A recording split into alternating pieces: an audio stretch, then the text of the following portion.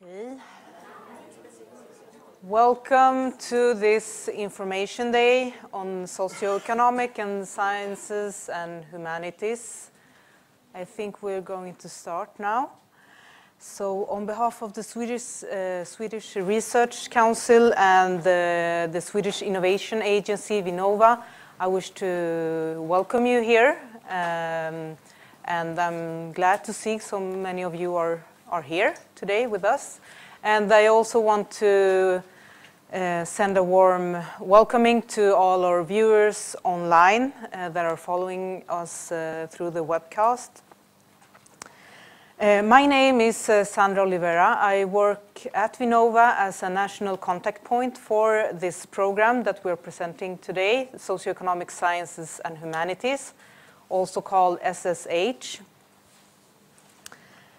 And I will be moderating this meeting today. So I will try to keep track of time and keep track of the questions that you have so that you can ask them to the speakers. And that everything works as it should.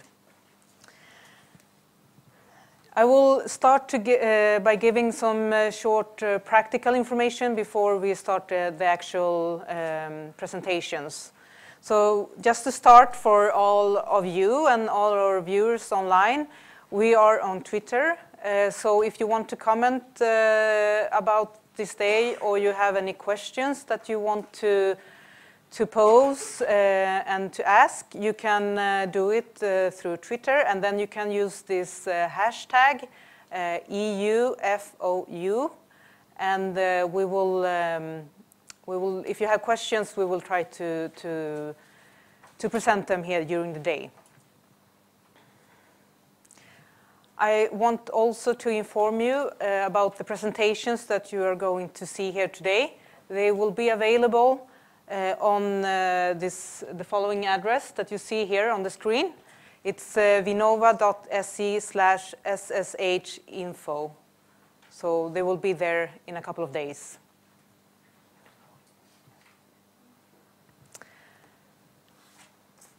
And then some practical information about the program, today's program. As I said, I will be moderating this meeting. And just shortly after I finished here, we will have a presentation by Robert Burmanger, which is head of unit for the Social Sciences and Humanities unit at DJ Research and Innovation. And he will present the SSH work program for 2013. After that, we have Peter Aronsson from Linköping University that will share with us his experience from working in an SSH project. And in this project, he was a coordinator, in this case, as a coordinator. And then we will move on to a more national perspective, and we have Lukas Pettersson from the Swedish Research Council, and also an expert at the SSH program committee that will present a little bit his experience of working in the SSH program committee, and also a little bit of what we can expect from the coming framework program, Horizon 2020, and from a Swedish perspective. And then finally, we will finalize by informing you, have a presentation about the financial support you can profit from. And that will be Cecilia Grevby from the Swedish Council for Working and Social Research. And she will tell us more about the possibilities for financing, for proposal writing. And I propose that we let the speakers present their slides and do their presentations. And after each presentation, we will have time for questions. And so I propose that you write down all your questions, and then we will we will have some time after each presentation you can pose your questions and you can have the answers. And at the end also, we calculate that by 3:30 we will close the formal program and we will end the webcasting. And then the ones that are here, we will continue our discussions outside. We will have some coffee and some sandwiches, and we can continue to talk outside this room. And I would also like to encourage you already now to don't be shy and pose your questions and ask your, if you are wondering something, profit from this day and ask your questions to the speakers during the day. And also, just one last practical information is that since we are webcasting, we need to have a microphone when we talk so that everyone can hear us. So when you ask your questions, you have to wait for the microphone. And I will remind you about that later on. But for now, I welcome Robert to take the floor. Thank you.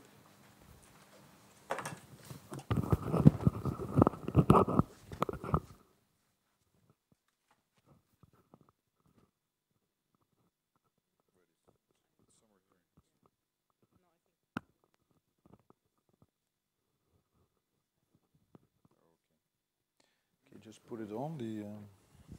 Like this? Yeah. You have. Oh, sorry. No, that's all right. And you have this. No, I don't need it. Just it goes with this one. Yeah, with this one. Okay. All right. I hope everybody can hear me also online. Most welcome. And Sandra, thank you for the introduction and the presentation, the invitation, I would say.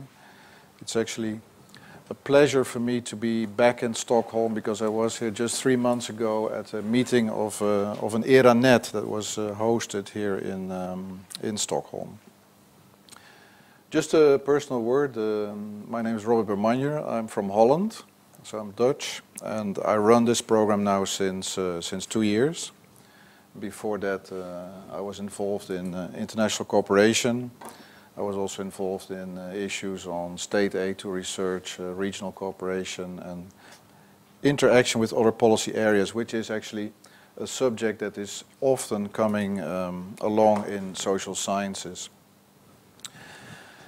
For today, I've been asked by the colleagues to give you an overview of the work program and this different, let's say, research questions that are being posed. Now, what I've done is, and what I will present to you, and I will try to stick within this half hour that is more or less allocated. We have prepared a slightly longer and more substantial presentation, so I'm not going to read out all the details that you may find on the slides, but I thought it might be useful for you as active researchers or representing organizations which have an interest in this or that area to have some highlights on the research questions and how things are going to be organized. So I will not, dwell on it, but it's maybe good reading material in an area that is of your focus, because as you know, the SSH program is rather broad and it has different pillars, as I will illustrate to you. So, to start with just a general context, maybe I'm saying things that you already know, so I apologize for that beforehand. Also to those who have read the work program from A to Z and who know the details better than I do, because after all I have the supervision on these exercises, but I try to always to be up to date. But just as from a bird's eye view, we are situated as a program in a general policy context, and this interaction with policy, I'll come back to that a bit later when we get into the work program. And basically I would say it fits in the Europe 2020 strategy, especially what has been written on the Innovation Union.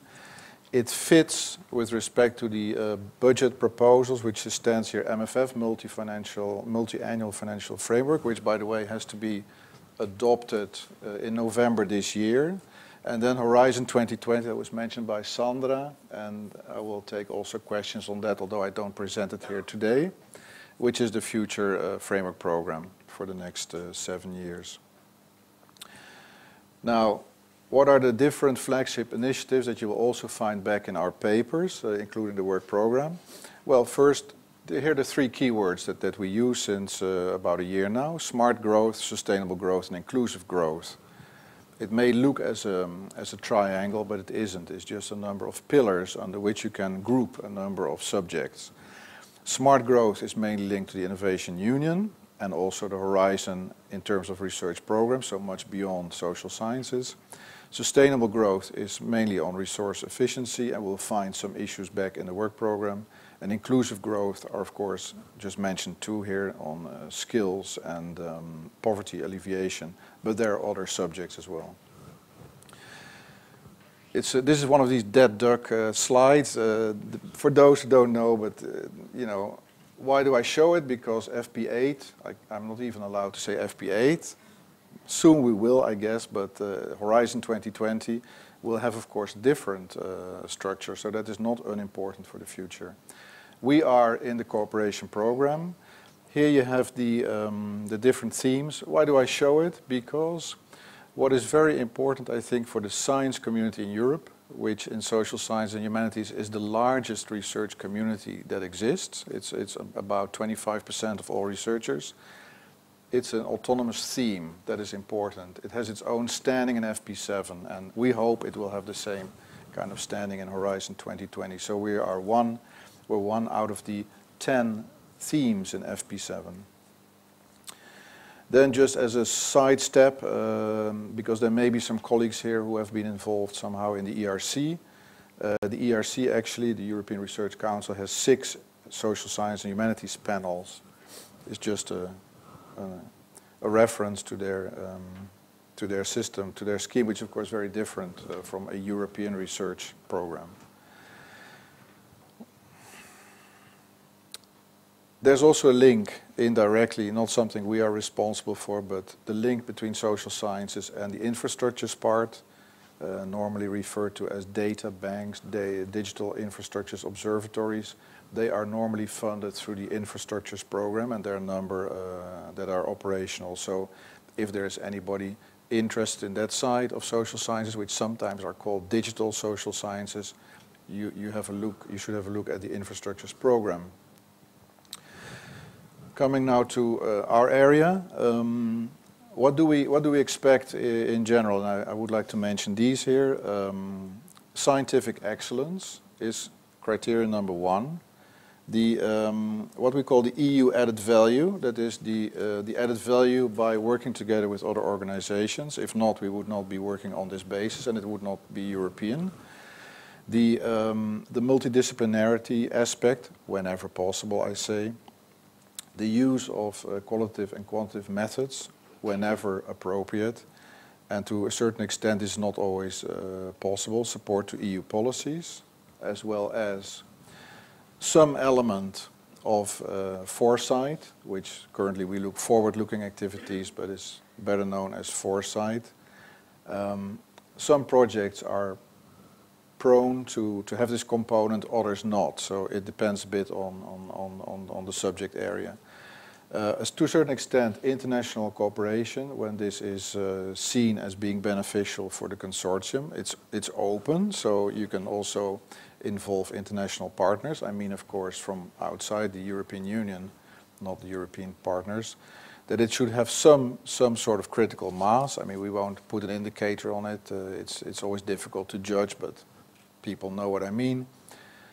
A nice word here, professional management. We hope that the projects are well managed. This is not always the case, by the way, so that's why we keep it on the screen.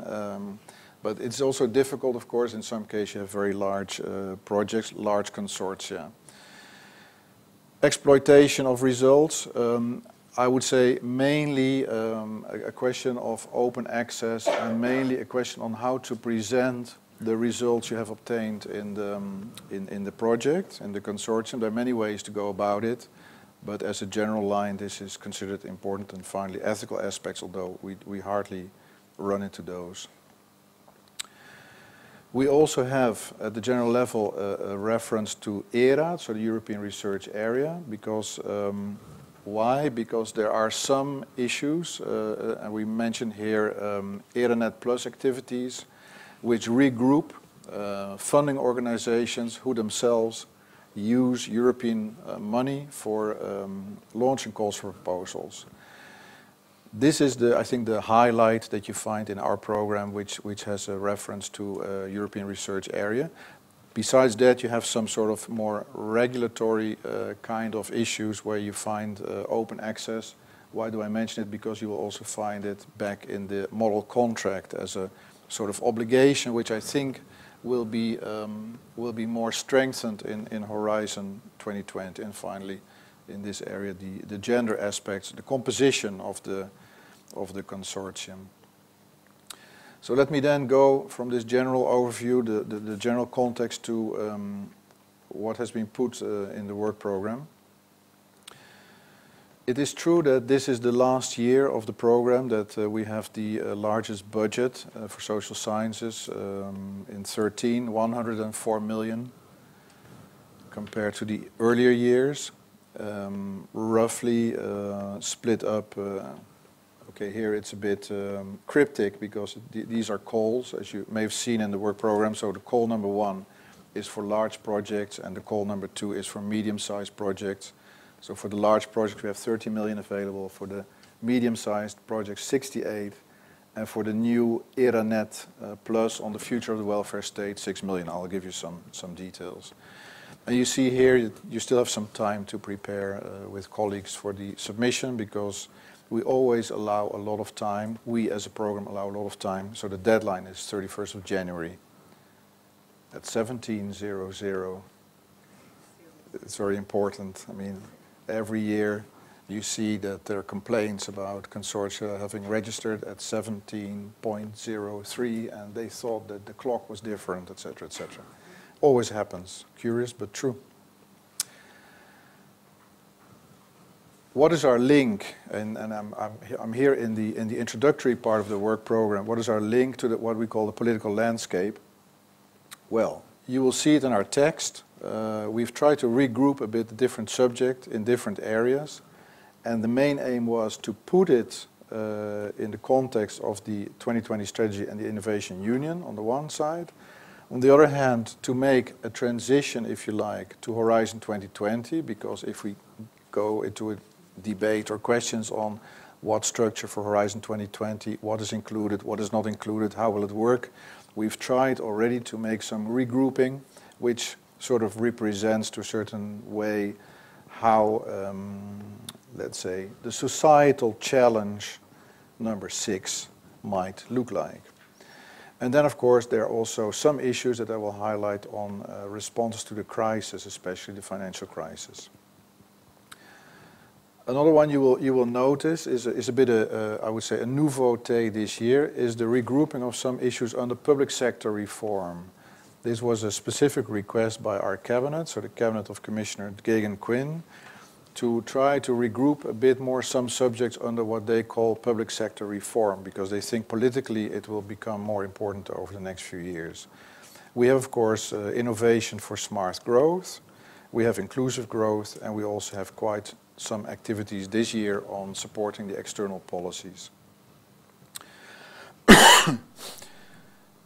Apart from the international cooperation, we're always asked, rightly so, by the member states and our program committee to highlight whenever possible in the work program which are the topics that are particularly interesting for humanities scholars, and we always try to do that, regrouping them in the work program. So here we just put 19 topics, but you can see the details in the program itself. Now, we also have a legal context ourselves. It's not that we are freewheeling and we put together a number of subjects because member states like them, or external advisors like them, or commission departments like them. This is our legal structure, actually. What I give you here is a structure which is part of the specific program decision. So these are the areas where we have to situate our different subjects with a certain flexibility, but we're bound by these areas. So basically, these are 7 different areas, and in some cases they're very different. And so we will also find very different university departments or research council departments who are involved, yes or no. And we'll see that with a specific subject. That makes it also a little bit difficult to handle in practice, because an economist who is interested in area 1 is completely disinterested in area 3, for instance. So, you know, it's very much, you get really defined groups of stakeholders, which is a bit problematic sometimes. Not unimportant, because with the program committee we have been adjusting a bit the scale of our projects. So basically we have medium scale projects, which I would call the classic projects, of which we have most, up to 2.5 million, of course. All the consortia who are in this area, they ask for 2.5 million, so don't worry about people saving too much money on this. That is the regular size. And then what we changed this year is we went slightly down in the large project to make it more manageable, especially for universities, that our so-called large projects will be situated between 4 and 5. I will be very specific on this. This means at the minimum you have to ask 4, and you cannot ask more than 5. So the minimum size is 4, but you can go up to 5. And that we consider to be a large project.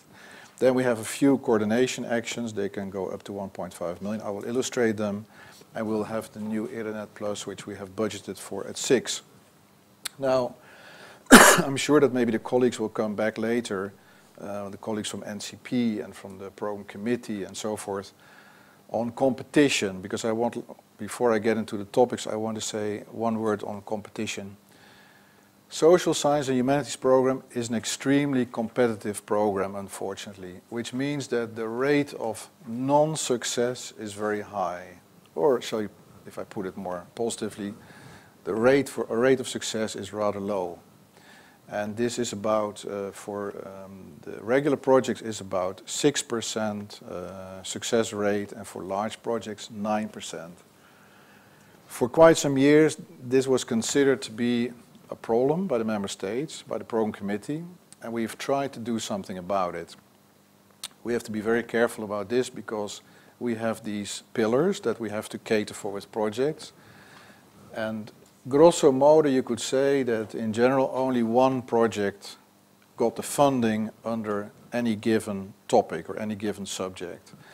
And we thought what we proposed and what was accepted by the program committee, and it will be the first time implemented next year, is that we have introduced competition. That is to say that it is possible that not only one project will be selected, but also 2. Of course, not across the board, because the budget is not sufficient to double the number of projects, but roughly we have created a flexibility margin of 30–35% across the program, which will then go to the best, let's say, the best scored project that normally would go to a reserve list. So in a way you can say those are also excellent projects. And what do we expect from this? Because this is not, you don't find that so much in the official papers. We think that some level of competition on the same topic is useful in Europe. In the sense that if a certain group is working on a specific topic, maybe it should not be the only benchmark as the European project that's being funded. So if we allow another consortium to do similar work, because the topic is the same, but has a completely different composition, there will be a sort of natural positioning between the consortia as a benchmark. I don't want to say that it's not intended to be you're better than me, but it is just a way to keep people sharp, on what they do within the project. So this is new, and I hope personally that it will also be effective. Why? Because I think it can teach us a lesson how we should go about Challenge 6 in Horizon 2020. So that is a new element that you don't really see inside the framework inside the work program, because it is a matter of allocating funding. All right, in activity 1, so I now go pillar by pillar, and I will accelerate a little bit, not giving you all the details, although you find them on the slides. We have these different subjects, as you have read. This is the cluster in activity 1. If I go one by one, and you can read these slides if they're in an area which is very close to your own organization. I'm sure the organizer will give it to you as a print or as an email. what we've done here is to give you a few research dimensions that we highlighted. The text in the work program is much longer, but these are a bit the eye openers, you know, what we think are the main considerations. So why this topic, economic underpinnings of social innovation? Because so little has been done about it. I mean, we can have a very long discussion on what social innovation stands for. I'm sure there's a lot of experience also in the Scandinavian countries in terms of examples, etc., in certain areas, education, healthcare, you name it, employment issues. But what we lack a bit is the economic underpinnings, especially what does it represent? Can researchers identify what it represents in economic terms and what are the returns of investment, if you like, in social innovation? So that's why you find this in Pillar 1, an interesting new approach for those who work in this area. Number 2, intangibles in the public sector is a rather general topic. There has been some work on it in general, and of course you talk about research investment, education investment, also cultural investments. And here are some of the considerations that may give just an angle which is rather new or which could be highlighted. This is just a menu. I mean, you can also look at other angles. This is not a menu. We never prescribe these issues, but this is just to orient a little bit for those who work on this. This one on youth unemployment is a large project, so this will be bigger than the others, and of course you can understand where it comes from, because youth unemployment is extremely on the rise, and we have to pay more attention to it also from the research angle. And here we have given some highlights. I personally find bullet number 3 quite interesting, the so-called alternative pathways. So to look at alternatives in terms of the unemployment situation, self-employment, traineeships, volunteering, mobility aspects, but again, it's not a prescribed menu. It's not a doctor's prescription. These are just some considerations. There may be quite others. This one is also pretty central, the aging society, the link between aging society and the public finances. You could also read the fiscal system, if you like, taxation, but we didn't want to be that rude. But it is the general relationship between the demographic change, as you can imagine, and the public finances, and what it means for what it might mean for social cohesion, and what could be the conclusions on this. One of the issues, this is one of these topics that has been very much promoted by our colleagues in DG ECFIN, so the colleagues who deal with economic and financial matters, especially the link with the budget structures in the member states and the sustainability. So you can have either, let's say, you can have a horizontal approach to what it means in terms of a model, or you can also have case studies and you can do a comparative study. So there are different possibilities here. I guess that it is mainly an issue for economists, but the link with demographers and social demography, I think, is also quite. I mean, it has to be multidisciplinary in that sense.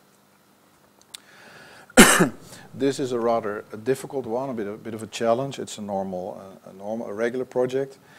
The idea here is to look at macro models, but to try to to incorporate behavioral aspects of the banking system. One of the issues underlying the financial crisis was that it was not, and I'm telling you the obvious, what you can read in the newspapers, it was not anticipated that the banks could react in a certain way or could conduct themselves in a certain way which had such a big influence on the macro situation. So this is a bit an exercise, an attempt through a project to get some more clarity whether it is possible to somehow put values on this or behavioral aspects, and then, if possible, to incorporate them into macro models. So there is certainly a starting base somewhere which can be developed with some new research. This will be more difficult, I think. We go to activity 2. I'll go one by one. So and here you see we're immediately a bit in a different pillar. So sustainable lifestyles and the green economy. Very centrally located under the item of smart, sustainable, and inclusive growth, and you can put accents in the different keywords as you see fit. What is the difficult one here is the last bullet, measuring the prospects for sustainable lifestyle. Why? Because you have to assess new ways of consuming, producing, living, and moving. So it is really rather broad, and you can have a different angle. But it is supposed to try to be a bit concrete and not to give a description on all the challenges that we face, because we have done a number of these studies in foresight when we look at 2030 or 2050. So this is more short, medium term. Maybe an accent on consumer behavior in this context would be quite appropriate. Another one which I personally find very interesting is an area that is pushed a lot by DG Market in the Commission, social entrepreneurship.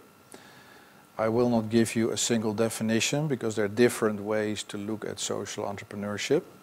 But this project will give a lot of opportunities to do some comparative studies, some comparative research, where you make the right allies in Europe. You can do very interesting things here. Why? Because social entrepreneurship is organized differently in different countries. Sometimes when I talk to colleagues in different countries, I get views that in some countries this has already been developed. And when you listen to another colleague from another country, you get the same notion and they talk about something completely different. The reason is linked probably to the way public services have been, I will use the word privatized in some countries. So it has been put on a private level, while in some other countries you find it more being implemented by cooperatives, especially in Southern Europe. So there are many opportunities here to do something new and to portray it in a new way. And I think it should be the most productive way to do it is in a comparative way. So social entrepreneurship. This one on multinational companies is linked to, if you like, the Millennium Goals as a Millennium Declaration, as a framework, but it is more a development context. So you could focus on bullet 3, which talks about responsible business practices, or you can also have a look at the impact of multinational companies in the development framework. There are some opening, and we hope that some of the work that can be done here will be of relevance for development policy, for European development policy.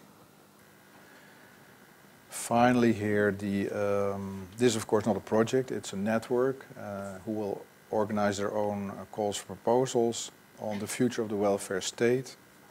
I will not go into the details, but it will be in the end, I think currently the overall budget that they have in mind, including our contribution, is something like 20 million. So it's going to be a fairly sizable program with the participation of quite some research councils and national academies included. Activity 3. Temporary migration is a bit the keyword in this one. Why? Because it is linked to a certain extent, it is linked to skills, but also seasonal migration. It's a bit specific. Just to give you a highlight in the beginning, the idea that was behind this project, this subject, was the temporary migration in South Mediterranean agriculture, so the agricultural markets. But at the time we thought that was much too specific, much too much too thematic. And so we have broadened it to give an opportunity to look at, because in different regions of Europe you can have different kinds of seasonal migration. And so you could have a Nordic view here, or Nordic context, because we don't say exactly what should be the geographical context here. It's also an issue about rights. So it would be good if in this kind of project there would also be lawyers, for instance, who look a bit at what it means in terms of legislation and what is permitted and what is not, and to what extent we talk about temporary or illegal migration. For us here it is about legally accepted migration, but still these are some possibilities. Now you find here in this third pillar a large project on social innovation, and this is very broad. I cannot give you all the considerations. This is going to be a big project. Why? This is actually a follow-up of the big social innovation conference that took place in Vienna, I think 2 years ago now, where there were many, where all the players, all the stakeholders were present from quite a number of countries, and they put on the table all the different issues where more work should be done. So what we have done here is we've tried to put together a number of these issues that were put on the table and put it in this large research project. So given the different dimensions, it will by necessity have to be a rather large consortium. I think we're not talking here, it's not prescribed, but we don't talk about 3 to 5 participants. We probably talk about 15 to 20 organizations who give a contribution on this issue. This project is also a little bit a proof of what we put in the Innovation Union communication, where we said that we would develop towards Horizon 2020 a substantial research program on social innovation. So this is a bit the core for what is there to come. So it will be a basis for more work in the future. Then a completely different topic, a regular project, early childhood education. I won't read what's written here, but this is of course for quite specific stakeholders who have the necessary experience to work in this area. The impact of the third sector. Also this one personally I find it an interesting one, because it is one of these areas that has not got the right, how shall I put it, that merits more attention, let me put it like this. This subject has come from the European Parliament to us as a request to do something in this area, loosely linked to the European Year of Volunteering, but that's very loosely linked. What is behind here is to get some research done on the what does it stand for in terms of the third sector, and in particularly volunteer movements. What do the volunteer movements represent? What is their role in the economy? What do they contribute? What is the employment situation? So it's pretty open. And one of the reasons why some parliamentarians ask for this is that the only country where this kind of research has been done has been Brazil. This was done through the ILO, and they've tried to give a figure to what, let's say, the third sector, volunteer movements, etc., represent in the national economy. And then the parliamentarians, a number of parliamentarians, thought it would be useful to try to do something similar for Europe. If it cannot be done for Europe, at least for a few countries, like a comparative study. So this is pretty open and new and interesting topic, a bit an innovative topic from our point of view. Then we go to pillar 4. That's the more international part. I'll try to speed up slightly. Sorry, it's okay. So here you find quite different subject, because if you work internationally, you go from one region to the other. There is one that we had been looking at for about 2 years, which was to do something about research on security and democracy in the Caucasus area. which I must say was a little bit delayed because of some comments by a number of countries in the program committee who had specific views on what kind of country should be the topic of study or should be involved. This will be, the subject as such is straightforward. The consortium composition is not, because logically speaking you would have countries from the region inside, that's to say from within the EU. I won't mention them, but you can imagine who they are. But you can also have a different view, you can also have an outside view on that area from a different perspective, which doesn't necessarily need those countries inside. What you do need, because it's a SICA here, you need a number of countries inside the consortia who are from the Caucasus. And you will find that in the work program, so you need to balance out this consortia. Some will look at it as a sort of area study in the British sense. Others may look at it more as a very specific case study approach on issues in those countries. So, you know, this is open, is an open choice. Going from the Caucasus to Mediterranean, well, you won't find in this slide Arab Spring, but of course it's linked to Arab Spring, let's say the peaceful or not so peaceful revolution in the Arab world, in the South Mediterranean. At some stage we had different subjects. We have been in touch here with the network for the Mediterranean that operates under the Barcelona process, which includes countries like Egypt and Morocco and Tunisia. And we'd asked them, what is for you the most important issue to look at from the angle of a European research project if we launch one? And in the end, they all said a subject linked to the younger generations.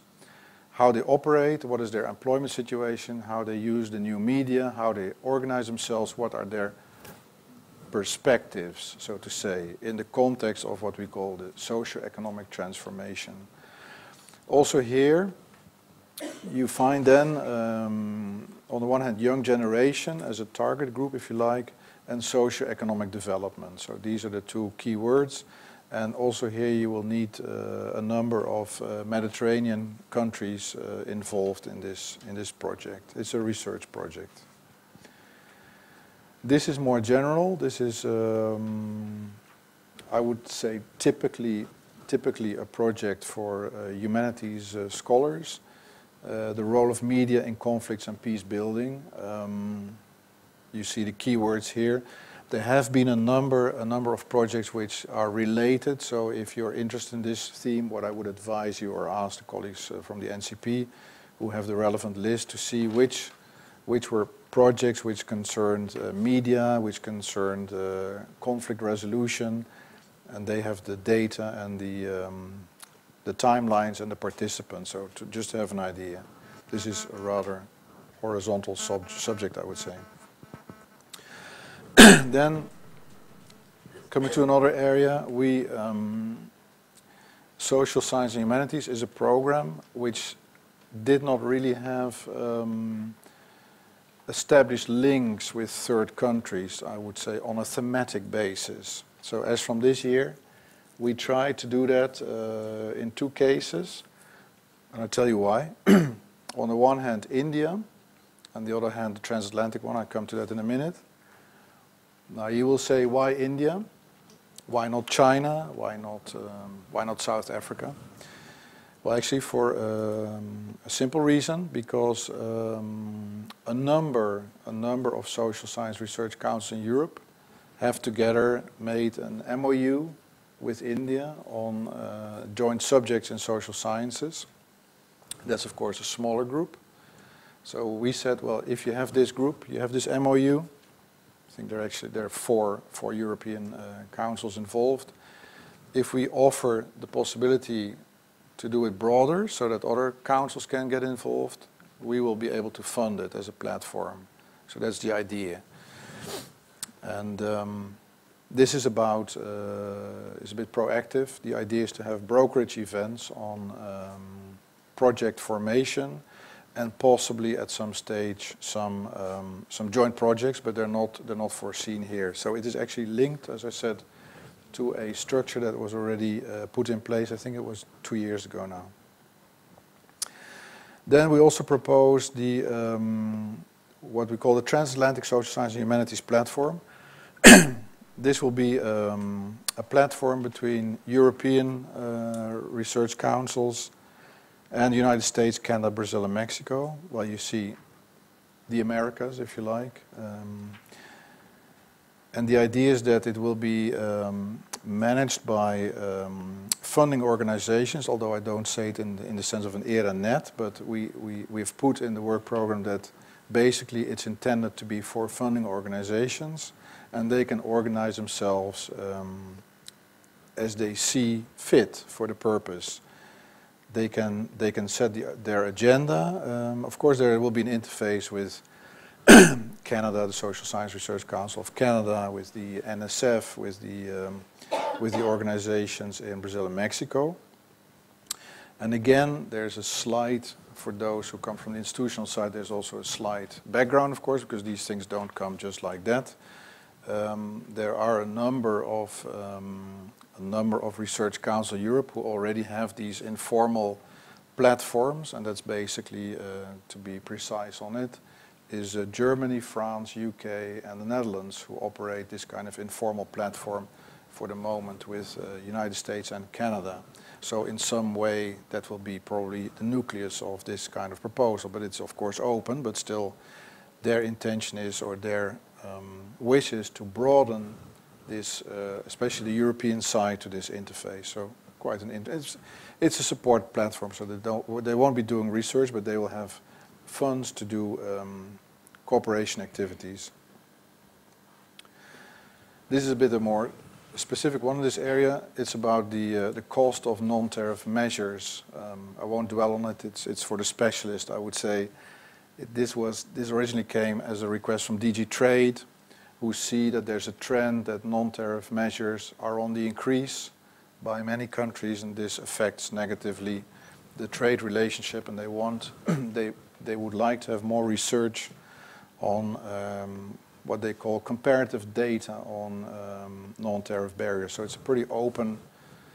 The placement here is probably linked to some budgetary consideration, because normally you would think this would come in the economic block, which is pillar 1, but I think for budgetary considerations it was put in the end in this pillar 4, where it is slightly out of context, but it doesn't matter because they are self-standing request, and people should read all the chapters and not only 1 or 2. So it's simply on non-tariff barriers. Activity 5, we're almost there. This is a subject that was very high on the agenda of the program committee. The number of member states in some time asked to do something on, or to allow research work to be done on citizens' resilience. So again, this is very much a humanities approach, in my view. Resilience of citizens in times of crisis, so very open-ended. So you can make lots of choices in terms of the research proposal. And of course, the interesting one is if you have a good comparative approach, you probably have a lot of mileage in this kind of. We've tried a bit to give some highlights. Not so easy because there are very many angles to this issue, and we tried a little bit to put it in terms of citizens' rights. Do crises affect the rights of citizens? Do they evolve over time? Positive, negative, case studies, you name it. A very different one.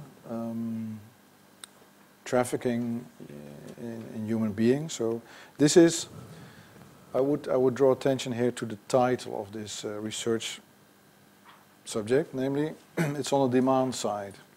So the idea is to have a specific look at the how you can address demand variables in the efforts that should be undertaken in anti-trafficking. Don't want to be too difficult about it, but in the Commission, a new institutional figure was created, the anti-trafficking coordinator. That's a person who is in DG Home Affairs.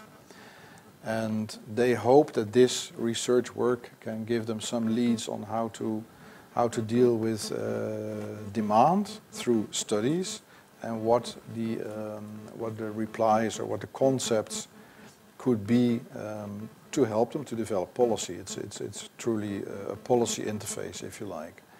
So here there are also quite a number of angles possible. We've highlighted a few, but it's not a menu.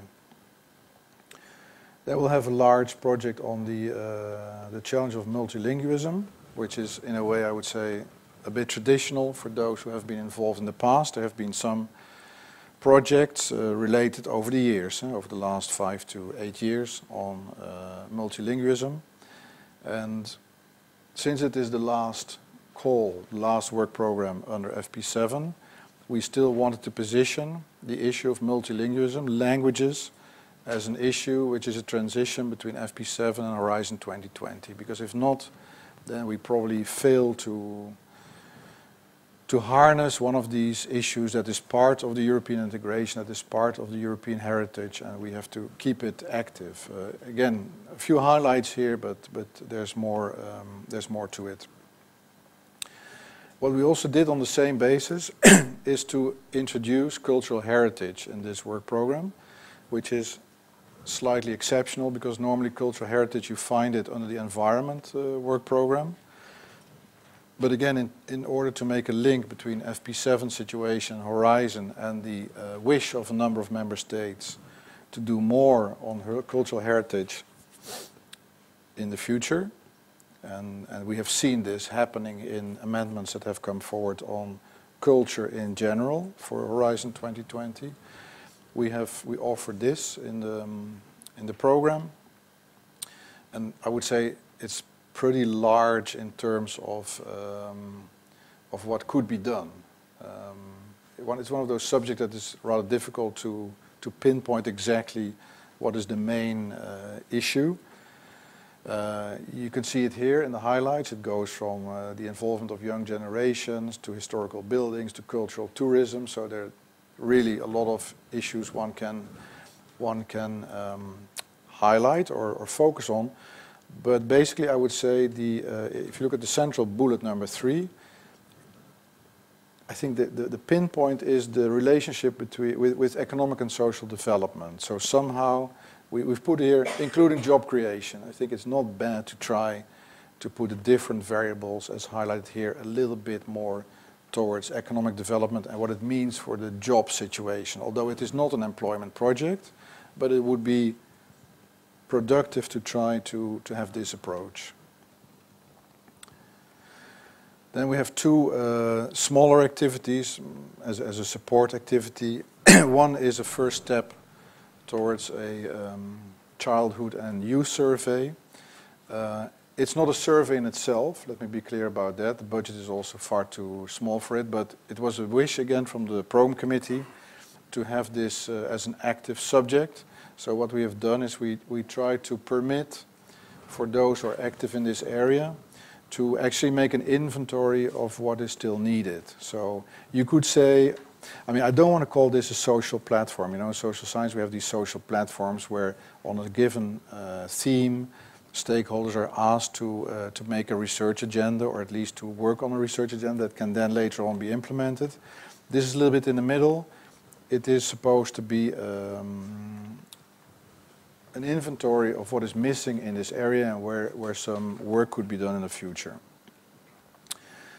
Then another one, a similar one, also sport activity, is on post-carbon cities. So for a change, although it's not truly a new subject, instead of focusing on countries on a medium-term to long-term outlook, this will be more focused on city development.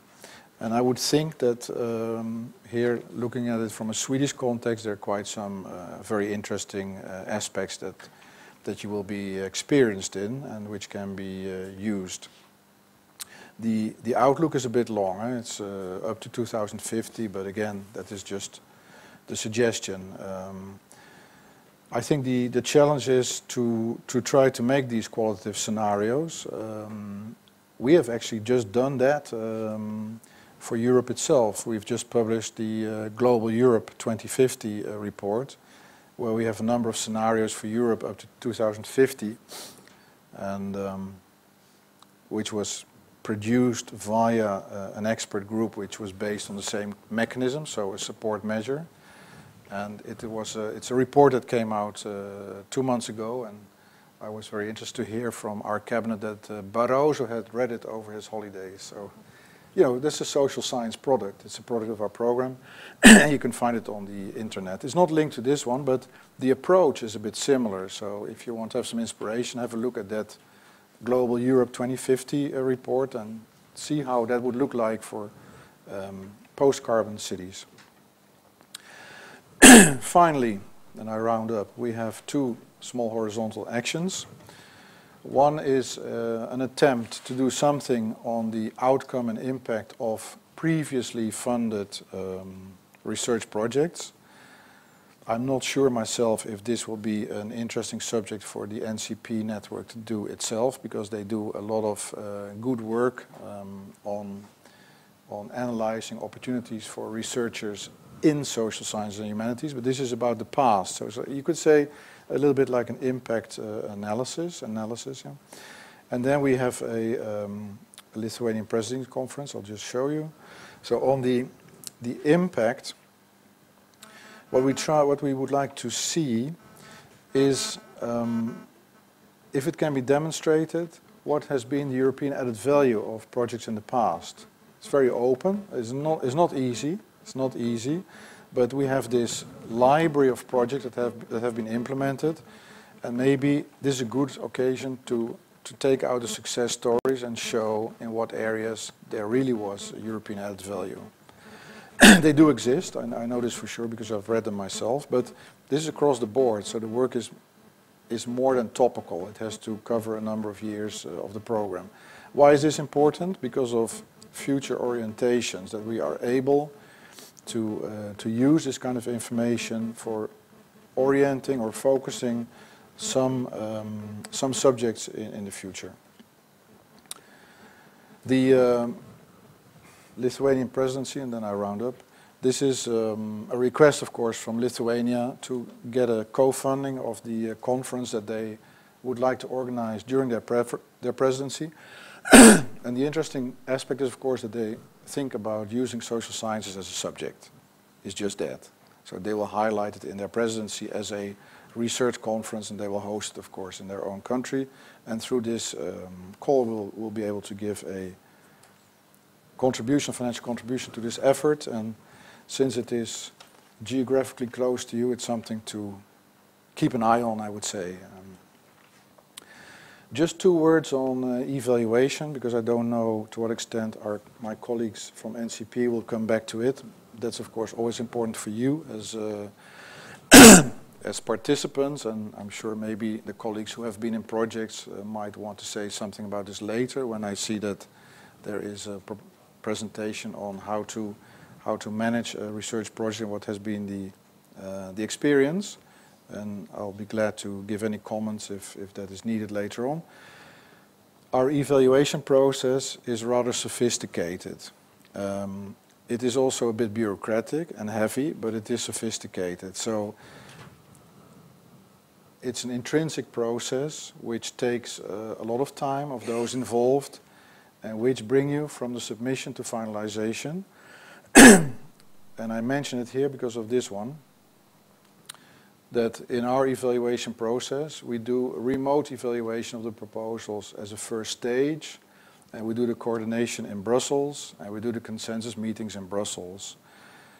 Just to give you an idea how much time we have to spend just on the consensus part, so the Brussels meeting for the 2012 work program, so this year, we had 4 weeks of meetings in Brussels with all the expert evaluators coming together to rank the proposals, because we get very many proposals, and like I said before, we have a rather low success rate, and a lot of effort goes into this to get to the final ranking. I know there are always very many complaints about ranking, because And let's hear also what is the experience from some colleagues here in the room about close to call evaluations, where you are differing 1 point or half a point with the consortium that got it, and why not, and why did the ESR, the evaluation summary report, say this, and I don't agree, and there's a lot of hassle around that. But this is our system, and what is also important to know is that in our consensus meeting we always have at least 3 experts present, and going up to 5 or more. So it's never a one-man show. There's always a balancing out of opinions on how to go about difficult cases, in the sense of close to call. So when they're very narrow, you have to the experts have to give a more qualitative judgment as well, which they put on paper because it goes beyond our responsibility. We are not leading on that. It's their responsibility, and we take that into account. So I will stop here, and then I'll take any questions. You see here you have the new titles on the internet.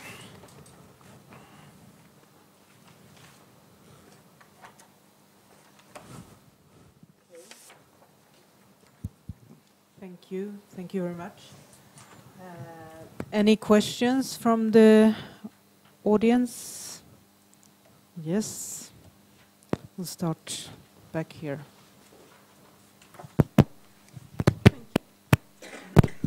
Sorry, I just want to say you have to keep the microphone very close to your mouth in order to be heard, so please do. Thank you. Except for the line about Caucasus and the media in conflicts and peace building, will there be any other opportunities for conflict research? I would say not in this work program. Most likely in the future, but this one is fixed now. Thank you. Also would like to say if you could just present yourself and say what your name is and where you're from, so, and then ask your question. I think you had a question. Okay. Hello. I'm Gabriella from the University of Gothenburg. I work with research advice there. And I'm very interested in this EU-India platform. And what I want to know is, because I know some researchers from different countries who are interested in this, but these are only researchers, and in this thing there needs to be the agencies, the funding agencies. So does the initiative have to come from the agencies, or can the researchers encourage them to apply, or how does it work? I mean, very practically now, how to do this? Yeah, well, that's a very good question. It's a fine-tuned question. Why do we say here that the call here is addressed to funding organizations? Because of the fact that there is already an MOU on collaboration in social sciences by a number of European research councils who have signed this MOU, so that is, if you like, bilateral, multilateral, and we wanted to Europeanize this a bit. So we use this a bit as a precedent. Because it may be done also for other countries, of course, in the future, but we need to have one case where this is being implemented. And what is a better case than a country where there are already these contacts with the funding organization on the other hand, on the other side. Now, to answer your question about the researcher involvement, the idea is the following. Why do we give this opportunity for this platform to be funded? Because we think the platform could develop itself a sort of ERANET-like joint call proposal. So they have to decide on what topics and with which organizations, and then the Indian organizations, because there are more than one, it's not just one organization. They can then be involved, and then that's an opportunity for researchers. So it's like a medium-term development that this may lead in 2 or 3 years to a joint call platform, which will then also be able to get European funding. So that's a little bit the multi-annual strategy behind it. But first you have to build the, let's say, the institutional interface, I would say, between the different organizations. But we think that, we hope that it will have the widest possible European participation. That is what we hope. If there's willingness, of course, to be involved.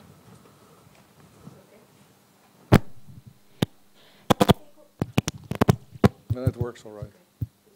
Okay. Keiko Yama from Stockholm University.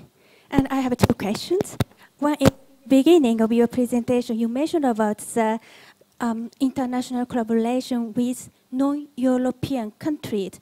Should I understand the European Commission is happy with the project shared funding, which is come from the European Commission, and to provide money to the United States and Japan, that kind of thing? This is first question.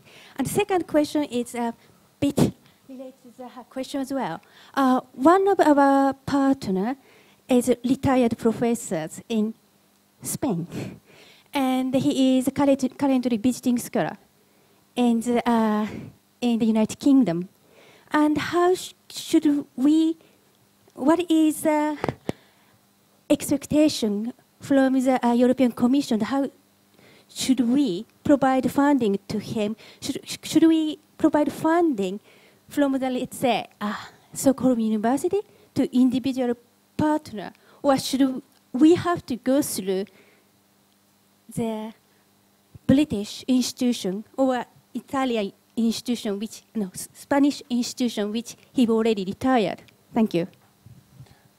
Can I start with they're pretty pragmatic questions in a way. Can I start with the last one? That depends. There are different ways to go about it, so there's not one recipe. Normally, the most simple one is to go through the organization that the person is affiliated with, because institutionally it's easier if it is a partner in the consortium. If you don't want to use it as a partner, you can also work with the concept of an associated partner, which is a bit lighter, but still it cannot be ad personam. So you cannot just have a name of a person who happens to be a specialist. You can do that only if you foresee, let's say, a sort of outsourcing, like a public procurement, that you need to foresee a service, which can be a scientific service by an expert, but then you have to foresee an expert contract in your consortium agreement. So there are different ways, and you can ask, if you need real pragmatic advice, you should ask the NCP, who's responsible for financial and legal issues, because there are different methods. But I would recommend that the person is always affiliated somehow with an organization that is represented in the project. That is, over time, that is the easiest solution. On the international partners, which was your first question, that is something that is going to change with Horizon 2020. When I mentioned it, it was to say that you are open to involve international partners as you like, as you see fit. That will remain the same. The difference is the funding. So currently under FP7, so still also this work program, you can still have funding for partners who do not come from industrialized countries. So you can have an American colleague, he will not be funded. You can have a Canadian colleague, you can have a Mexican colleague, they will not be funded. Only those who are in the list of the middle or lower income countries. This is going to change in terms of, I give you some foresight myself. This is called the list of the International Cooperation Partner Countries, the ICPC list. And that's going to be changed for Horizon 2020. And the idea is that it will only be limited to low-income countries. Why? Why? Because we have a rather large consumption of commission funds by China, for instance. And the question that has arisen over the years is, do we need to use the research budget also to pay for Chinese participants? Because they were eligible, of course. There's nothing wrong with that. So I think this is an issue that's going to change. So currently those partners would be funded, but in Horizon 2020, so in a year's time, only low-income countries would be funded. So there will be a new list. But you're most welcome to include international partners, but you have to be a bit careful whether they can be funded or not.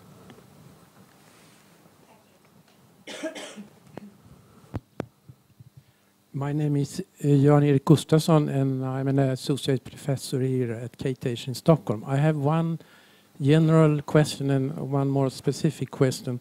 The general I'm dealing with in my work about management forms of infrastructure and welfare services. And in European Union there is a great debate about privatization or not, and it's rather controversial also.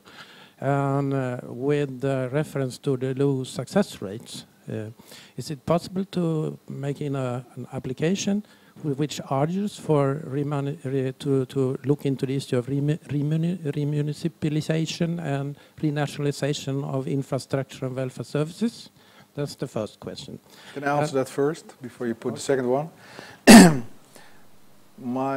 My feeling would be that given the subject area that you just illustrate, that since the Swedish Research Council is actually involved in the ERANET on the future of the welfare state, it might be an opportunity to see to what extent that kind of subject would fit their priority list, because what they're doing, of course, is they try to put together issues that could be studied under that joint call in the future. So it's still an open process, but I think since you refer to infrastructures for welfare services and how to manage them, to me it seems like one of those issues that might make sense in such a joint call. In this work program we don't have a subject that caters for that unless you could build it in under social innovation. And the more specific one is about Israel. Is Israel considered as a partner eligible like Sweden in this program? Yeah, just as an associated country, so full funding. Thank you.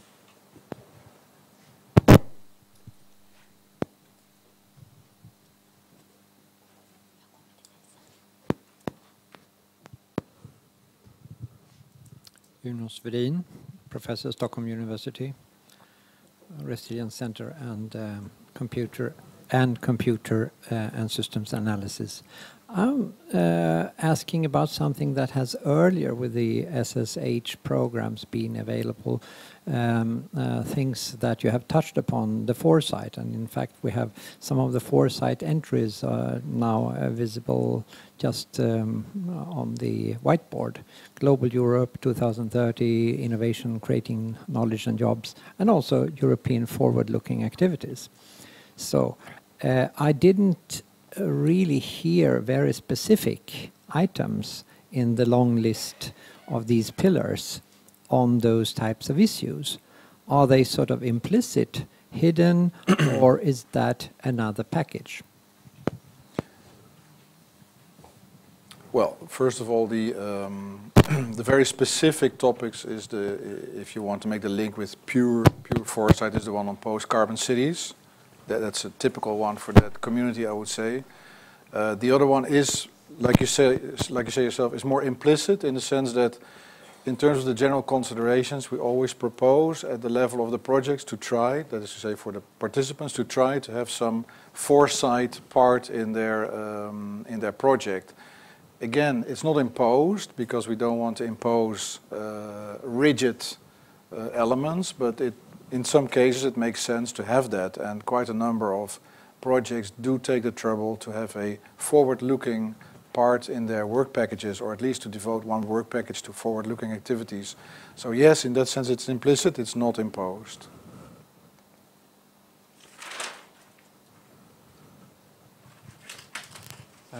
Hello, thank you very much for a very nice presentation. My name is Gustav Sieg, and I'm from the Grant Office of University.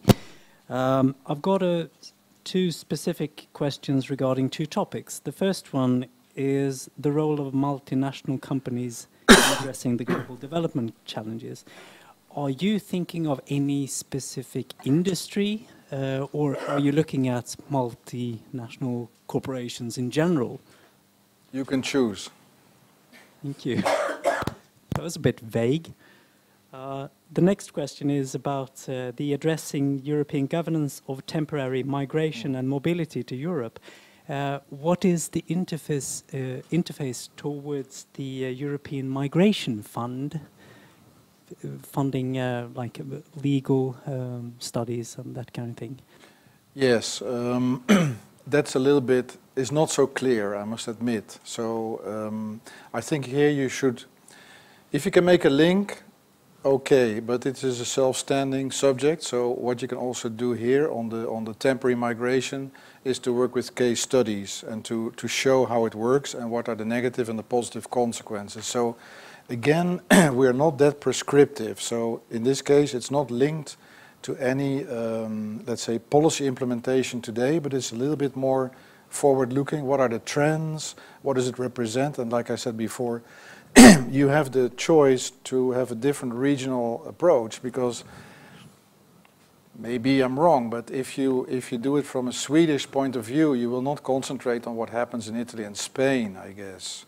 You will be tempted to be a bit closer to home on subjects that you know, that you can document, that you have experience with. So I think we will have proposals which have different regional approaches, or at least come from different regions, and then in the end it will be up to the evaluation panel to, let's say, to choose what they think is the best one, which is of course again a concept that we can debate, but that is what you get when the subject is that open. But of course, if there is very little temporary migration in a certain geographical area, it will not be considered to be that important. So you have to balance out a bit, because if it is of interest to you, you should try somehow to see which would be the partners who would be leading on the subject, and then it's just an informal suggestion.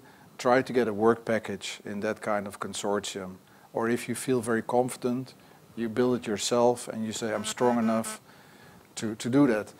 I noticed that last year, because I was in a meeting in Berlin a few months ago, that, for instance, a large project on external borders of the EU is coordinated by a Finnish university. So they have been successful in the end with their project, which has many countries in the work packages, but the Finns are leading the package. I'm talking then about a project of 7 million euros. So sometimes that's an eye-opener. I mean, it's not limited. It depends how you build up the work packages, I guess.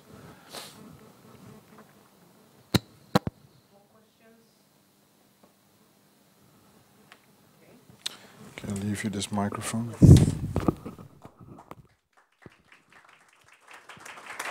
So thank you very much for this great presentation. And now I would like for us to continue.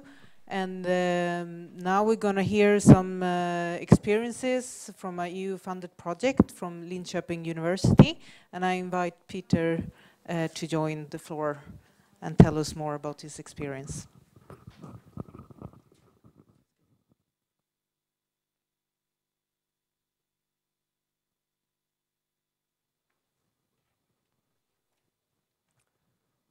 Good afternoon, and thank you very much for this overview over the FP7. And you can back a little bit to the strand 522, the one on heritage. That's where I am. So I'm in a very limited box, and I will share some information that I think would have a general interest on how it is to apply and to run this project in the 20 minutes I have allocated to me. So this is the project, and it's running up to its final conference in Budapest in December, to European National Museums. And it works, as you can see here, it was granted in 2009 under 522. And you can see these strands, they run as sort of a cumulative questions where we have been mapping the citizens in the European Union, focusing on national museums and the identity politics with national museums. And then it has moved on with new projects, which I'm also working with, exchanging information with. So I think this is also a part of that networking that goes beyond the actual project you're in. And these are my partners, and I started to join up with them during a Marie Curie program that preceded this one. So we had 6 international conferences with more than 200 researchers dealing with museums in Europe coming around. And that made my department able to formulate and to be the coordinating partner in that project. I would be very brief on the content of the project because it's more about the process. But the goal is then to understand the cultural and political force of national museums in representing, negotiating, and handling change. And the perspective is that museums are not buildings. I mean, you will see buildings in your inner mind, but they are historic and contemporary processes of institutionalized negotiations of what values constitute the basis for dynamic nation and state formation. So this is the sort of an analytical definition of what a national museum is. So it can live in political debates, it can live within plans, within professional minds in the museum, in exhibitions, but also in visitor experience and citizens' experience. So the museums are positioned in very many places, and we try to investigate them all to get an idea of how the museum might work in different dimensions. So, and as you can see, it's not a nominal question. A national museum is not what is called a national museum, but it's the one that functions in the sense that it caters for collections and displays that claims, negotiate, articulate, and represent dominant national values, myths, and realities.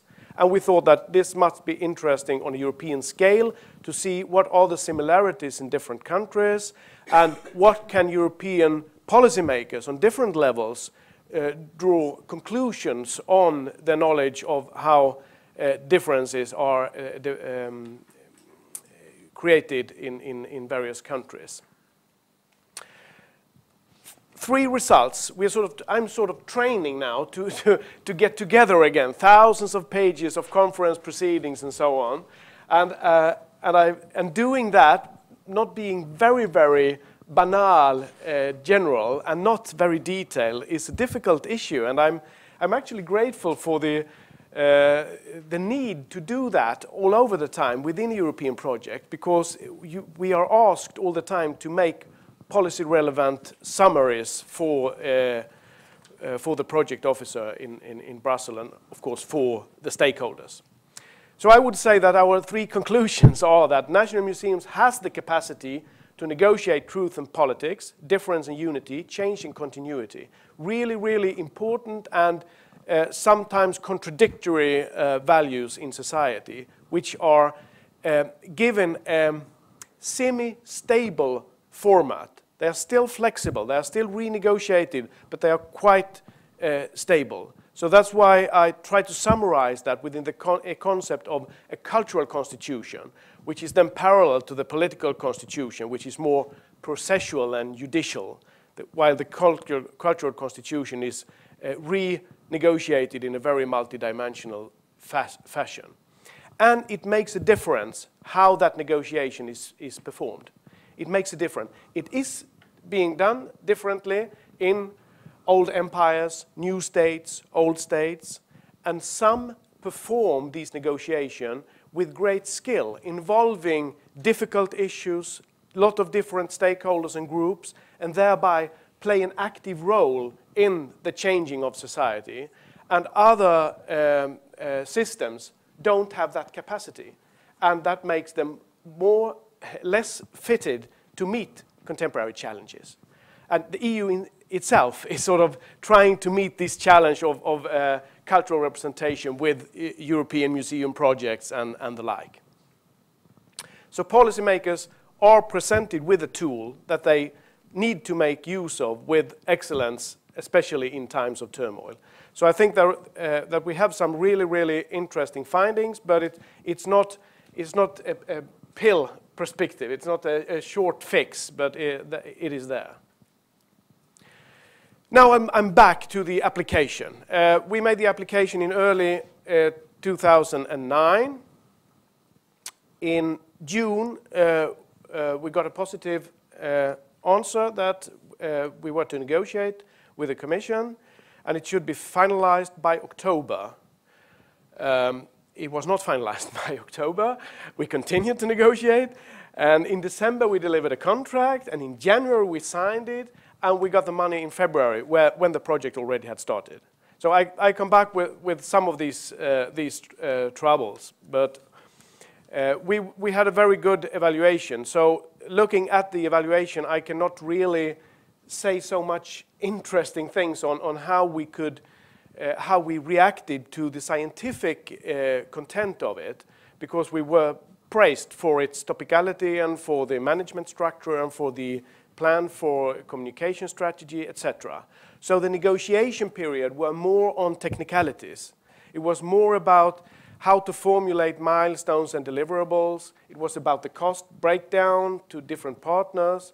It was about setting up a consortium agreement, a project manual, some technicalities about adding policy briefs and project updates, writing in open access publication and archiving, small things, but then you need to negotiate with 7 partners and with a project officer in Brussels, and you need to have answers back and forth. So the process becomes quite tedious and take a long time. But having a very detailed contract, as opposed to the ones you will have at a research council of a more regular kind in your national environment, is a benefit when you run the project. Because then you know, you have stated exactly what everyone is going to deliver and when.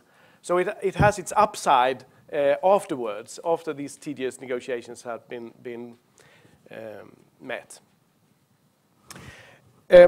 As you all know, perhaps, the evaluation is 1/3 on the scientific excellence, 1/3 on implementation, and 1/3 on impact.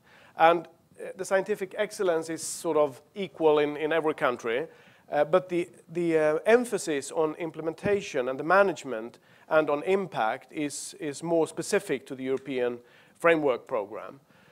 And I think that the impact issue is the one that has been the most interesting challenge. I mean, it's always challenging to manage a project, but that is a more sort of bureaucratic one.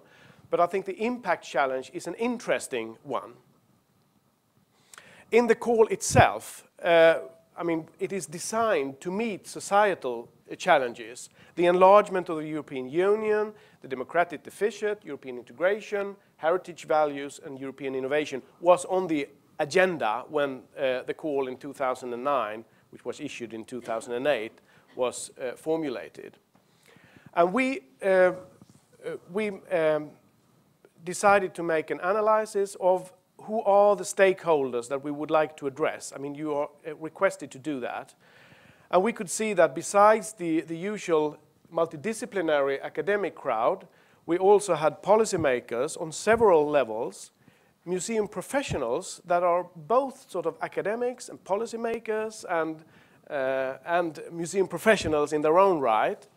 And lastly, but not least interestingly, of course, the European citizens that are not one group, of course, but they are minority groups, they are majority groups, they are all kinds of people that do visit museums.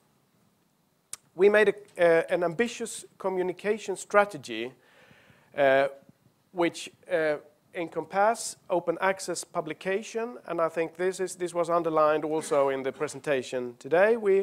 I was very happy that at Linköping University we have Linköping University electronic press that we could use for open access publication as our sort of house publishing organ, which made it possible for us to make deliverables fairly on time, at least. But we also worked as most people. I mean, there's no new inventions here. It's more about working very strategically with these various media to meet the various stakeholder groups. And we had some successful ones, and I just want to mention one or two of them. For example, the public service broadcasting company in Sweden has an international cultural reporter. He has the whole sort of global world on his scene, and he got hold of this project, and he understood that this is a really good window for me to follow what happens in Europe. So he has actually followed me in the trace and get to the partners and interviewed them in Greece and in Estonia and in Budapest.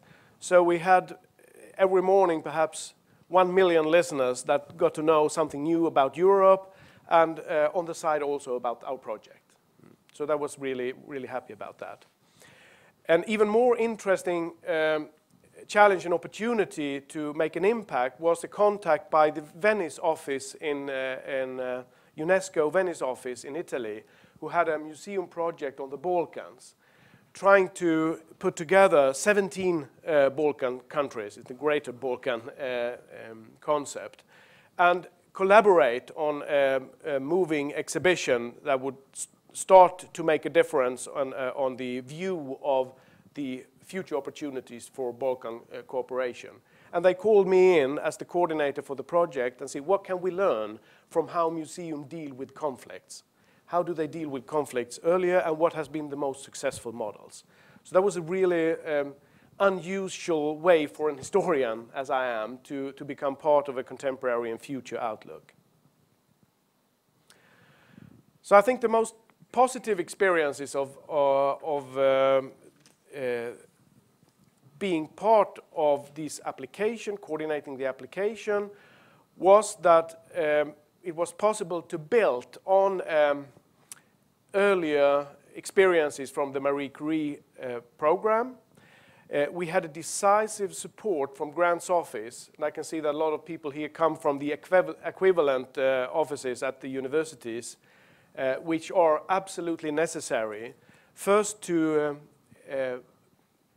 brook between these calls, which you can't, as an historian, I can't sit and read all that. I need someone at the EU office that reads this, and he has to know a bit what's going on at the university, and then catch me for a lunch and say that here's something for you, and we can help you to put up the application. We will help you with the management structure. We can also help you with the budget work, as long as you provide us with the scientific content.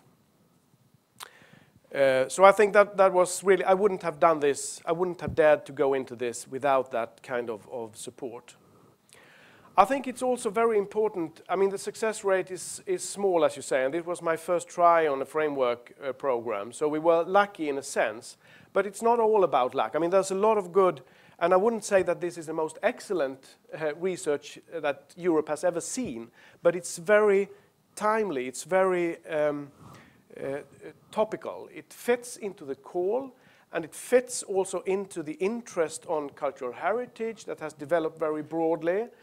And we were able to build on other comparative research on historical culture in Europe, and we could put in a more systematic approach just at the right time and with the right funder.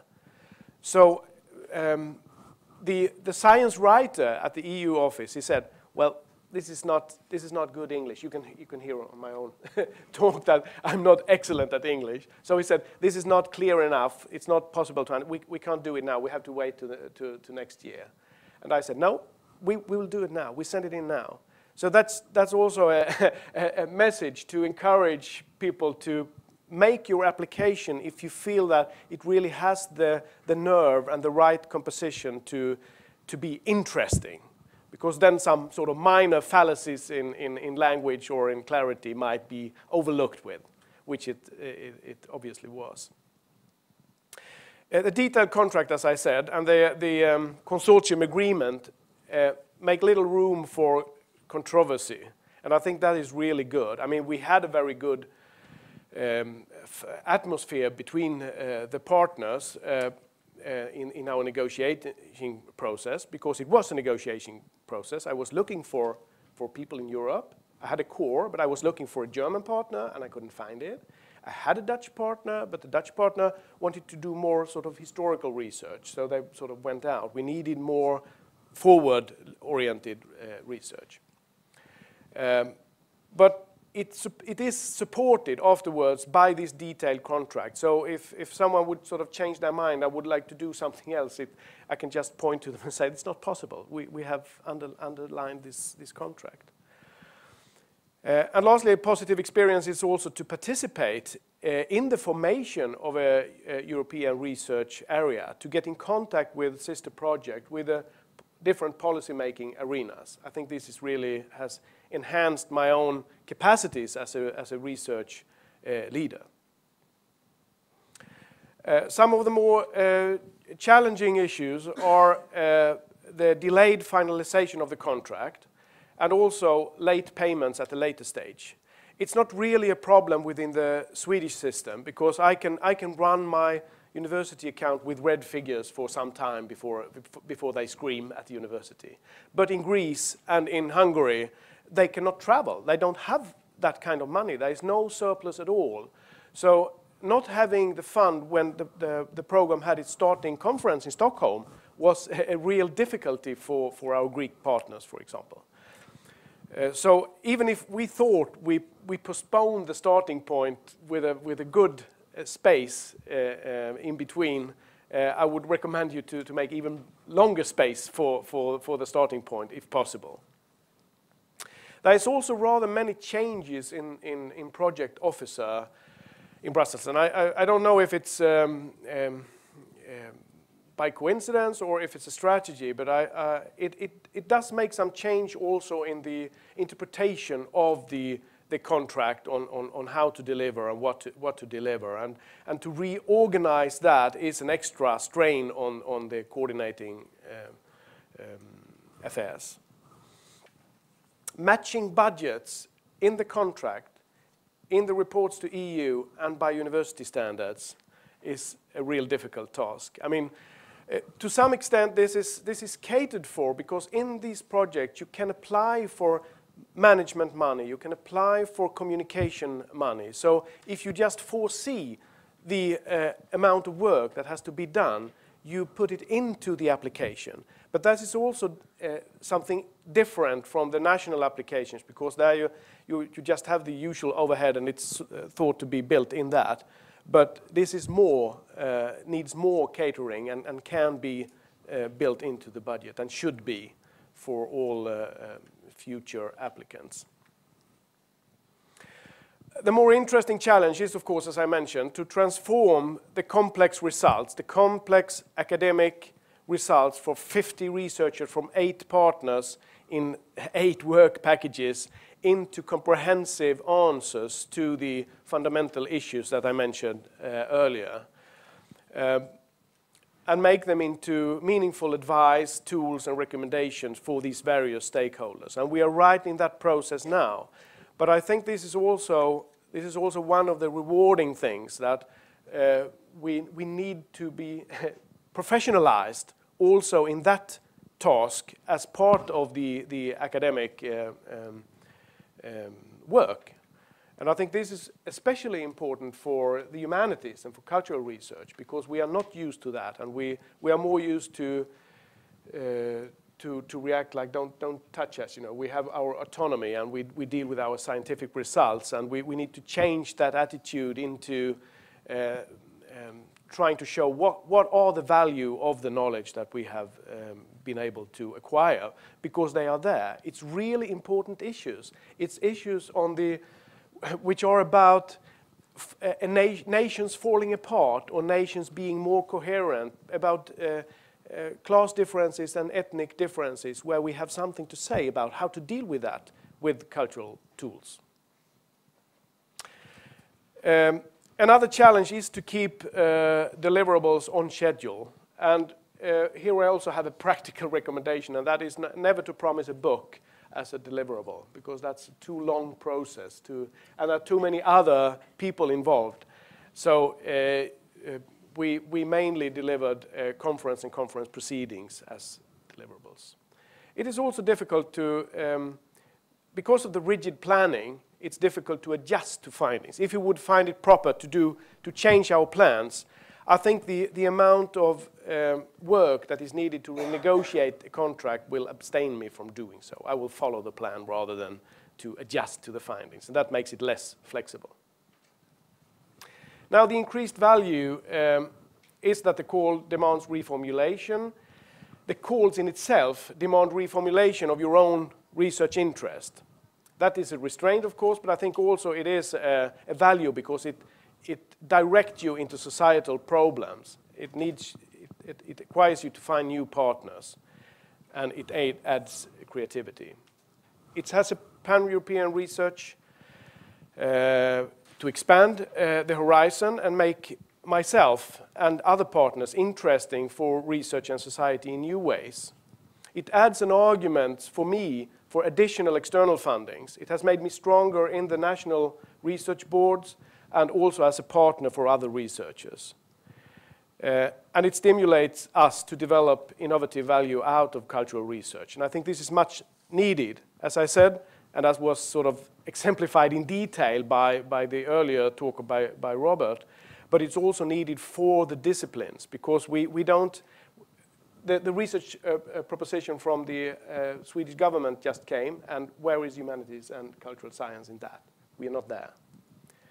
So to finalize this, my recommendation is that anyone who is inspired by all the possibilities in the framework program, and we could see that there are a lot of possibilities, they should look that management and dissemination needs to be catered for professionally with the budget in your application. You should be careful to formulate deliverables that can be promptly delivered. You should connect with or set up an EU grants office and ask for the university to help you with all the scanning of calls, the formulation of management, and the setting up of a dissemination structure. And I think this is possible to do for an individual researcher. If you think of your own interest as a long-term program, you've got your own long-term program, and then you look for your own framework program, if you like, and then you look for funders, you look for partners in the long time, and then you can sort of pick in, and you can eventually realize at least some of your research interest. And as you said, to put it on the bright side, it's not 95% that don't get. It's 5 to 10% success rate, so every 10 or 20 application you will succeed. Thank you.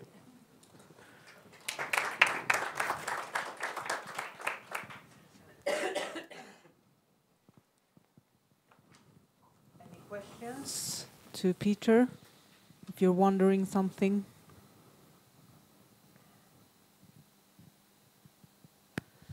So I have a question maybe that, so you said that this Marie Curie project, can you hear me?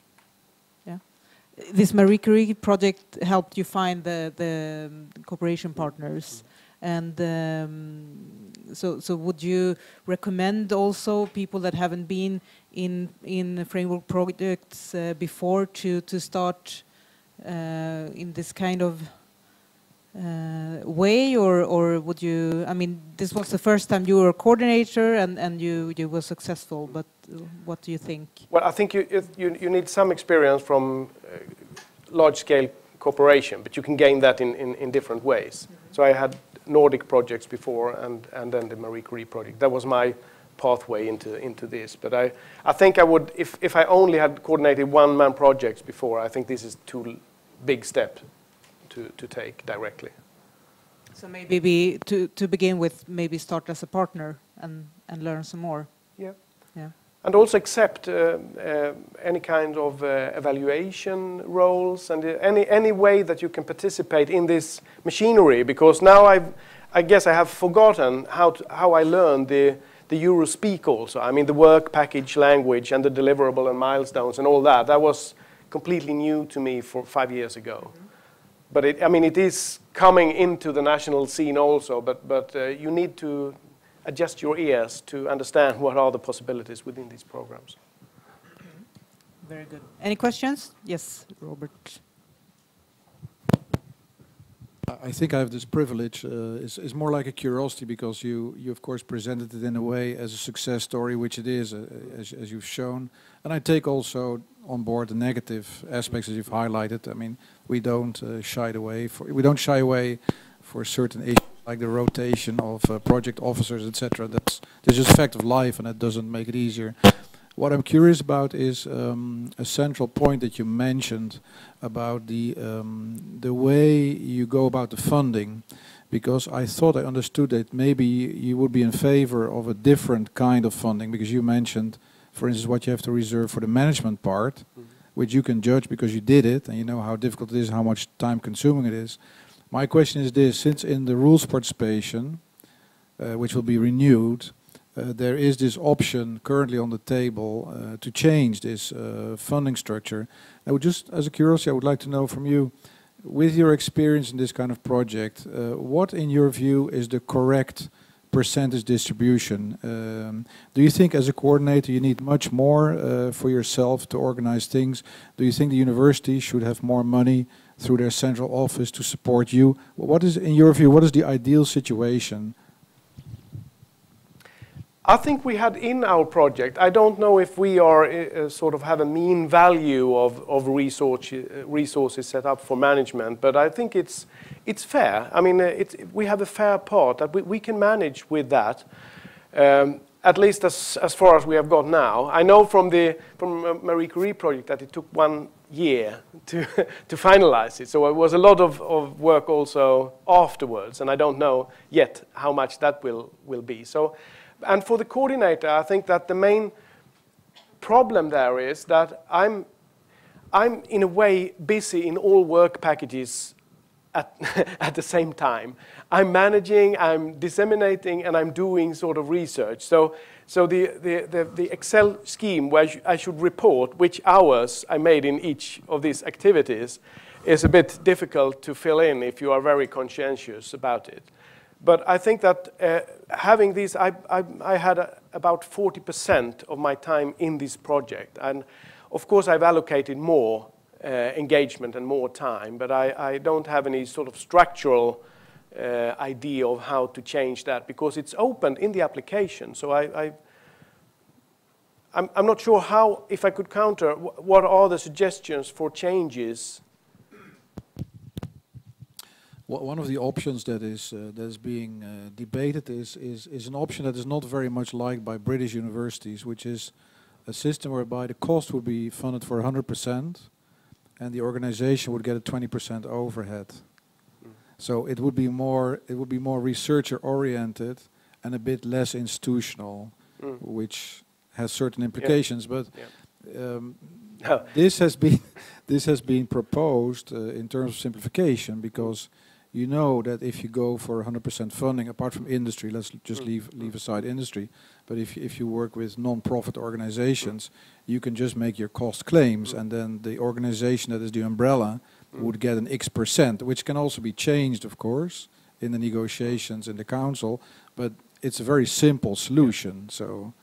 Now I understand. I don't know how you look at it in Sweden, but I know it's not very popular. We have the same kind of struggle in Sweden, where funding bodies and I would say individual researchers would like that model because that would secure full funding for research. But vice chancellor, who have to take care for the whole university, they wouldn't like it because they need their overhead to fund it. So I think it's a clash of interest where I cannot strike the balance really, but I can see that there's it would make it a stronger case for the individual project and coordinator to really finally fund that project fully. So in the end, I mean, I guess I will stand with some deficit, which the university will then have to cover, as it is now, because it's not fully funded. Okay, thank you very much. We thank you for sharing your experience with us. Thank you.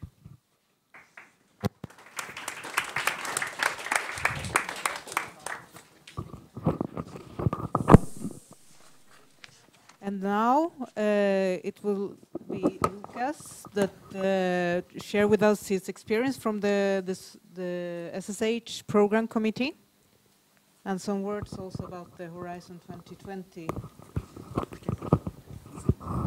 So? Okay. Yes, hello everybody.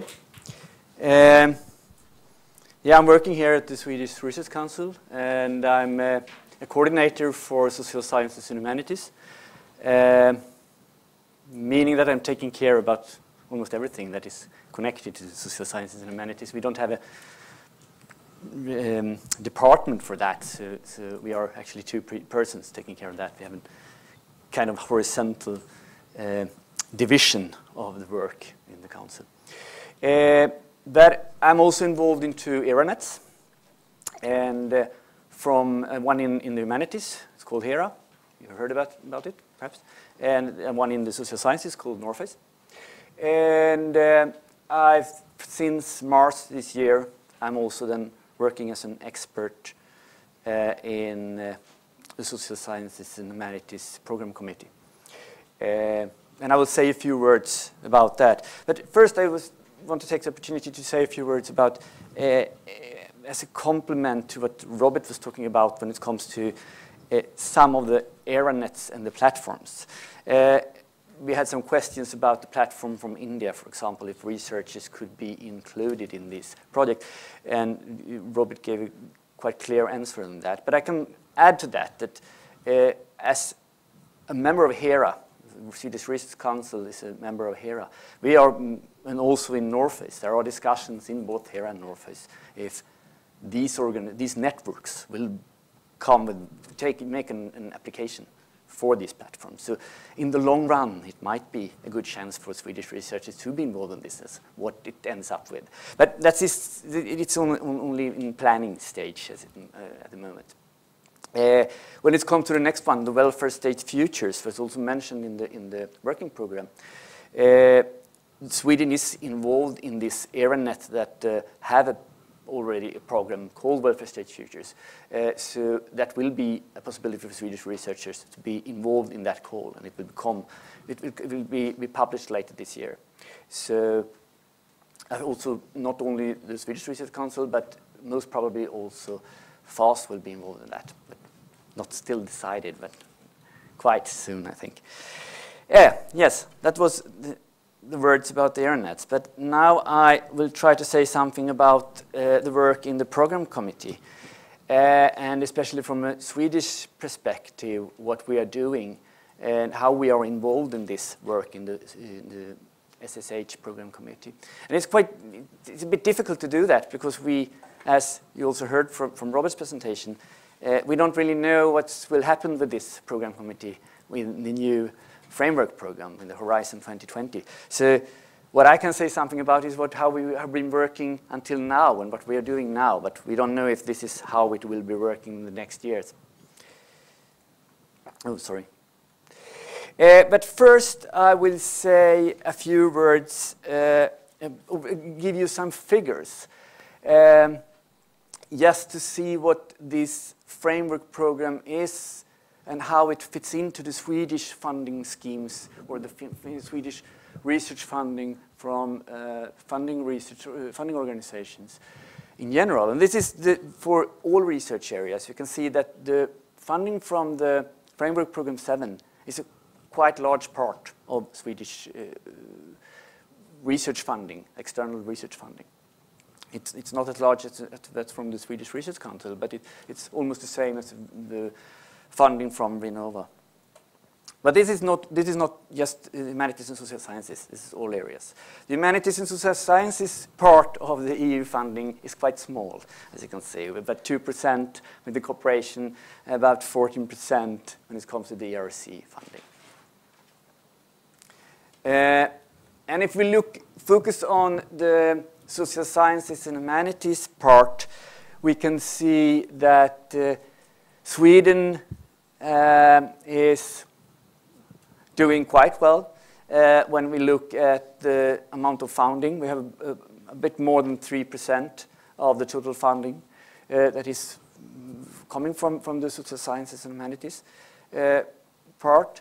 When it comes to the number of coordinators, there is not so many. We're very happy that we had the presentation from Peter here. I think that this is something we have to work with in Swedish context to see if we can support researchers to try to be coordinators in European projects to a larger extent. We have the same experience when we look to the calls we have had in HERA and Norface that the Swedish researchers are doing quite well, as most of the other partners in these two ERA-nets or networks, but not as coordinators, that we have to do something more about that.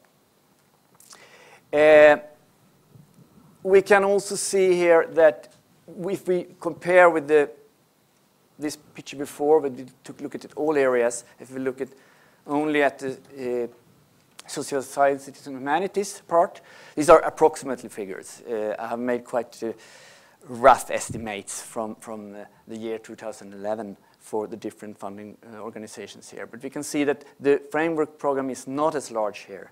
It has not the importance of the EU funding is not as large as it is when you look at the general picture. And then we can also see when we compare figures for how successful Swedish researchers in the social sciences and humanities are compared to all other areas, that they are a bit less successful in the social sciences and humanities in the framework program.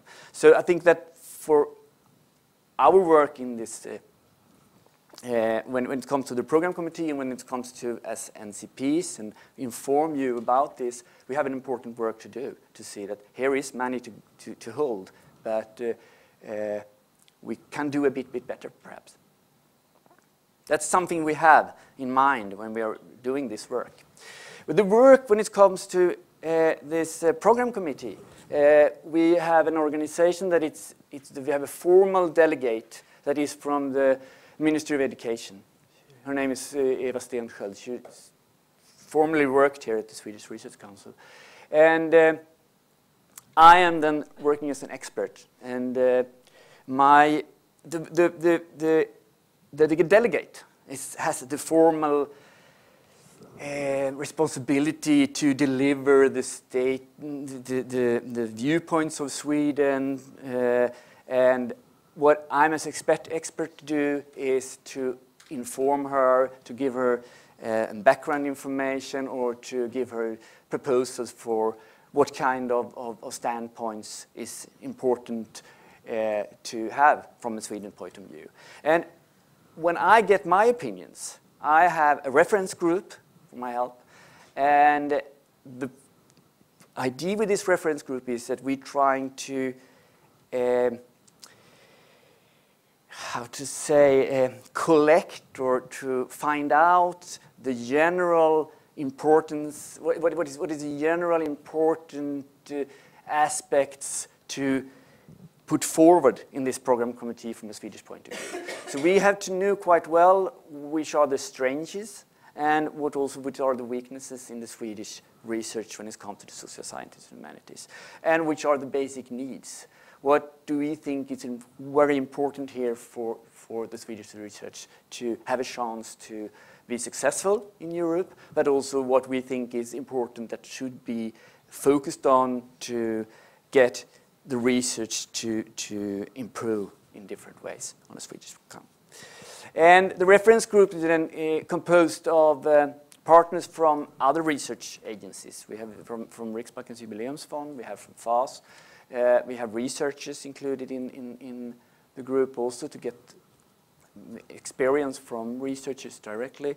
We have people from other ministries of the government included also. And we also have VINNOVA, the NCP is included, because Sandra sits in the group too. Then we have this NCP, of course, that is most responsible then for informing about the results of this, what we are doing in the reference group, but also in the program committee, the results of the program committee.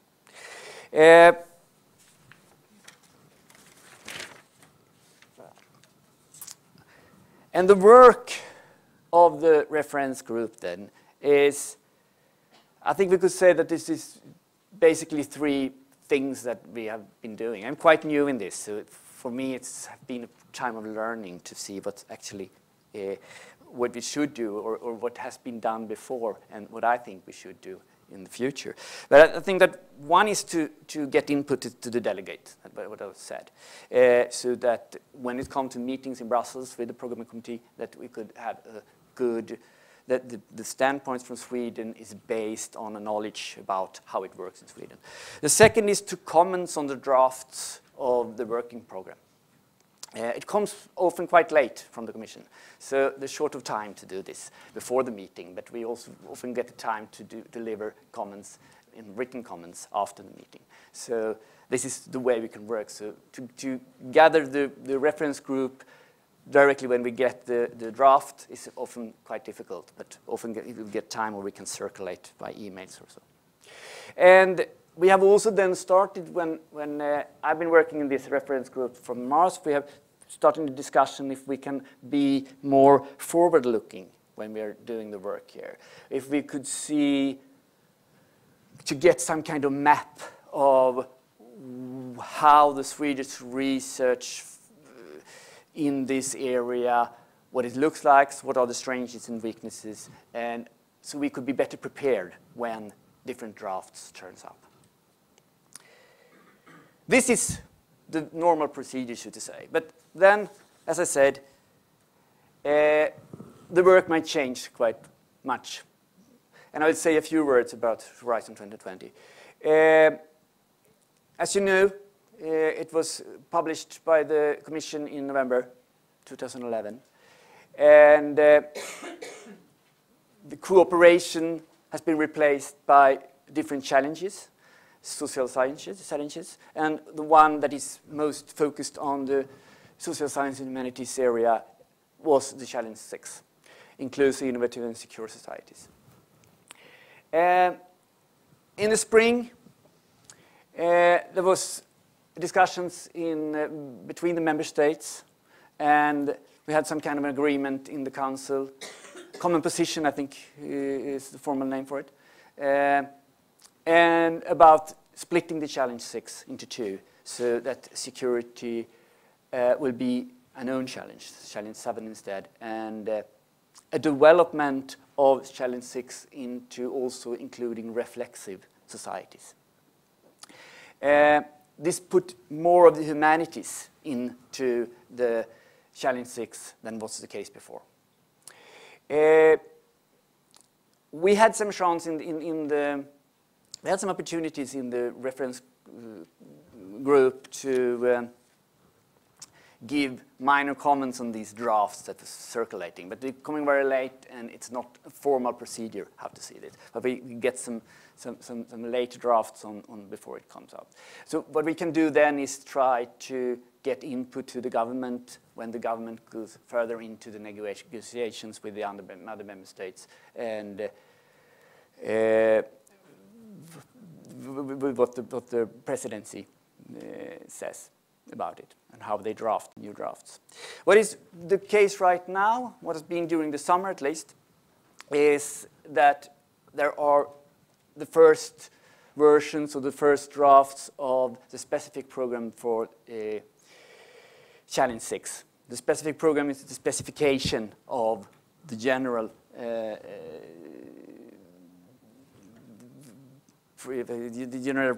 general presentation of the Horizon 2020 and the framework program that it will not should call it yet. This has been circulated, the first ones, and things are trying to specify especially what reflective societies, what is included in reflective societies.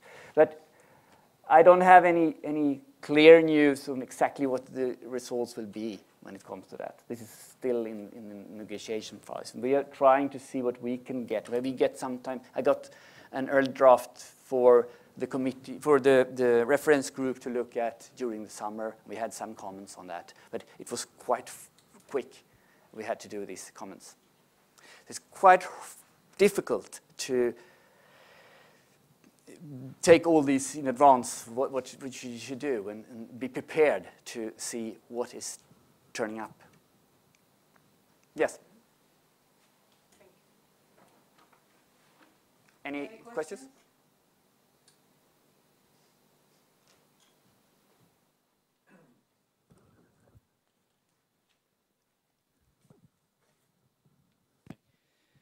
Hello, Lucas. Thank you very much for the presentation. I was thinking of this new split challenge.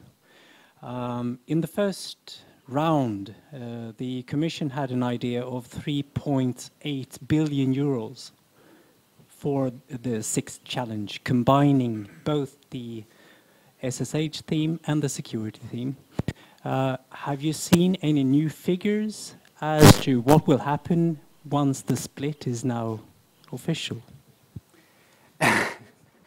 I'm sorry, I have not, and I think perhaps Robert can give you an answer on that, but I don't think he might be able to do that either. But please let him give him a try. It's of course a strategic question, and Maybe Lucas can say something about it, what he would wish to see appear there, but that's the difficulty of the process, of course. Like Lucas said, it's, let's say the starting point is the Commission proposal, which is an amount X, which is a group of activities that was put together under the original Challenge 6. If you then split it up, as is being proposed by the member states, through the partial general agreement, so the common position of May, it doesn't have a budget because the Council has only looked at the components and has not said anything yet about the budget. Why? Because the budget will be part of the MFF framework, which will have to be decided in November. So there's also a question of the overall budgetary envelope.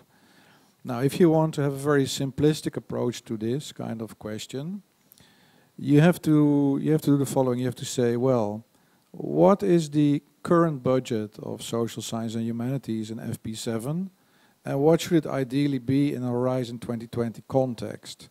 Then you have to look, like Lucas said actually, what components will you see in the new Challenge 6 as it is being developed, where we still have the European Parliament to come in with their amendments, and there has to be an agreement between Council and Parliament on and the Commission, but you know they're major players. What will be the structure of the Challenge 6? And then I would say that member states will certainly do some reverse financial engineering to a certain extent, because member states have their preferences. European Parliament currently has a preference to work in what they call fourchette, so percentages, which is not what is being proposed by the Commission, because the Commission had put amounts. And then you must see what will be crucial is what will be the overall amount that the Council will be able to approve for the framework program as such, because only then, on that basis, can you recalculate. And then there will be some negotiations between a number of member states, where some will wish this and some will want that. What I think is important is that there should be some. I mean, now I'm talking from the point of view of the research community. I think that what is important for that community is that with respect to what was available as an autonomous program under FP7, should have a certain percentage which mirrors what will be done across the framework program. And there are some member states who would like to go beyond that. How that crystallizes, I don't know, but there are a few big players who feel that the proportion of social science and humanities in the previous framework programs has been too low compared to the research community. And we have to wait and see. I cannot make a prognosis, but I think it will have some dynamics in this process which will lead to maybe a figure that we do not anticipate for Challenge 6. So this is a real dynamic process, and of course at some stage Sweden has its role to play in terms of alliances, because you know there will be, especially now in the negotiation on the components in the specific program. And I take only one example, because we had the coordinator from the cultural heritage from the museum project. What is of course very interesting, and that's really new, is that what the Council put in to the framework program on cultural heritage was not in the Commission's original proposal. So that's extra. And then you can ask yourself the question, if you put extra components in a framework program, do you want to have it at the same cost, or should it cost more? And this will be important for cultural heritage, the way it will be worked out. I have no final answer, but the dynamics go a bit into this direction. Perhaps one could add that the lobbying for humanities and social sciences in Horizon 2020, as it was from the beginning and what happened in the negotiations or discussions during the spring, might be some kind of prognosis for that it couldn't be very much lower than. So I don't know, that could be one guess, I think, because it was quite strong, this lobbying for the humanities and social sciences. Any other questions? Okay, then we move on with our program. Thank you, Lucas.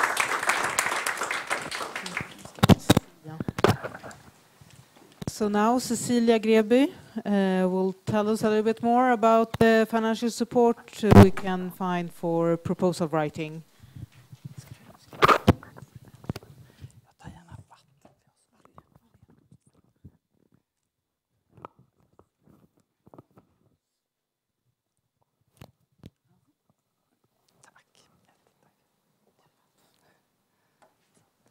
Yes, hello everybody. My name is Cecilia Grevby and I come from FAS, the Research Council for Working Life and Social Research.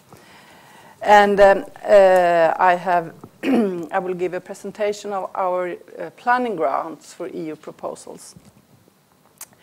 And I have some slides with a lot of text, but I hope you, it's more like an information in some cases. FAS, here's a picture where we are situated. It's not so far from here. It's close to Adolf Fredriks kyrka at Drottninggatan. And yeah, we are one of the funding agencies in Sweden. And we are, together with Formas, a strategic research council as compared to VINNOVA with the innovation and Vetenskapsrådet with the basic research and the overall research funding.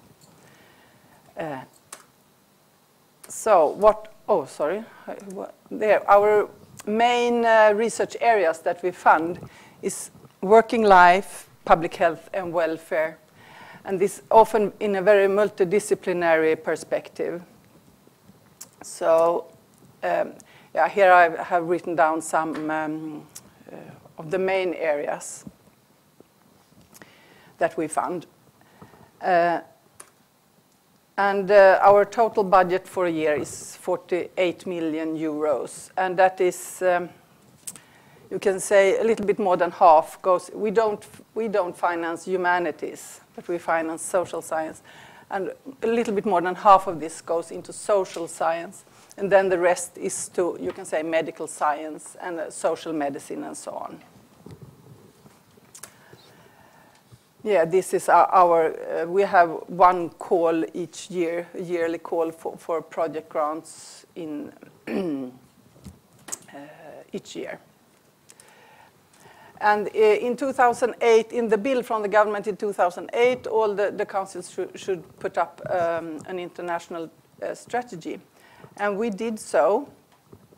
And from 2008, we have worked according to some special topics. And one of them is really to encourage and stimulate scientists to apply for European money. That it's a special need, I think, in our areas to support the scientists and really encourage them to go into European and international collaborations. And we have some special funding instruments for internationalization. And one of them is the EU planning grants that we introduced. And that covers most of EU projects. It's only projects within the framework program. So it's not outside, it's the framework program. And you can apply as a coordinator for a cooperative project. You can get 150,000 crowns. And if you are a leading partner, that means that you really write a part, a work package or so in the proposal, then you can get up to 50,000 Swedish crowns. And if you want to coordinate the Marie Curie network, you can also get 50,000. And just as it's not so much money, but it's to encourage. And if you want to go on a Marie Curie postdoc, you can get 10,000 crowns to go to the host institute and visit them and see if is this a good place for me.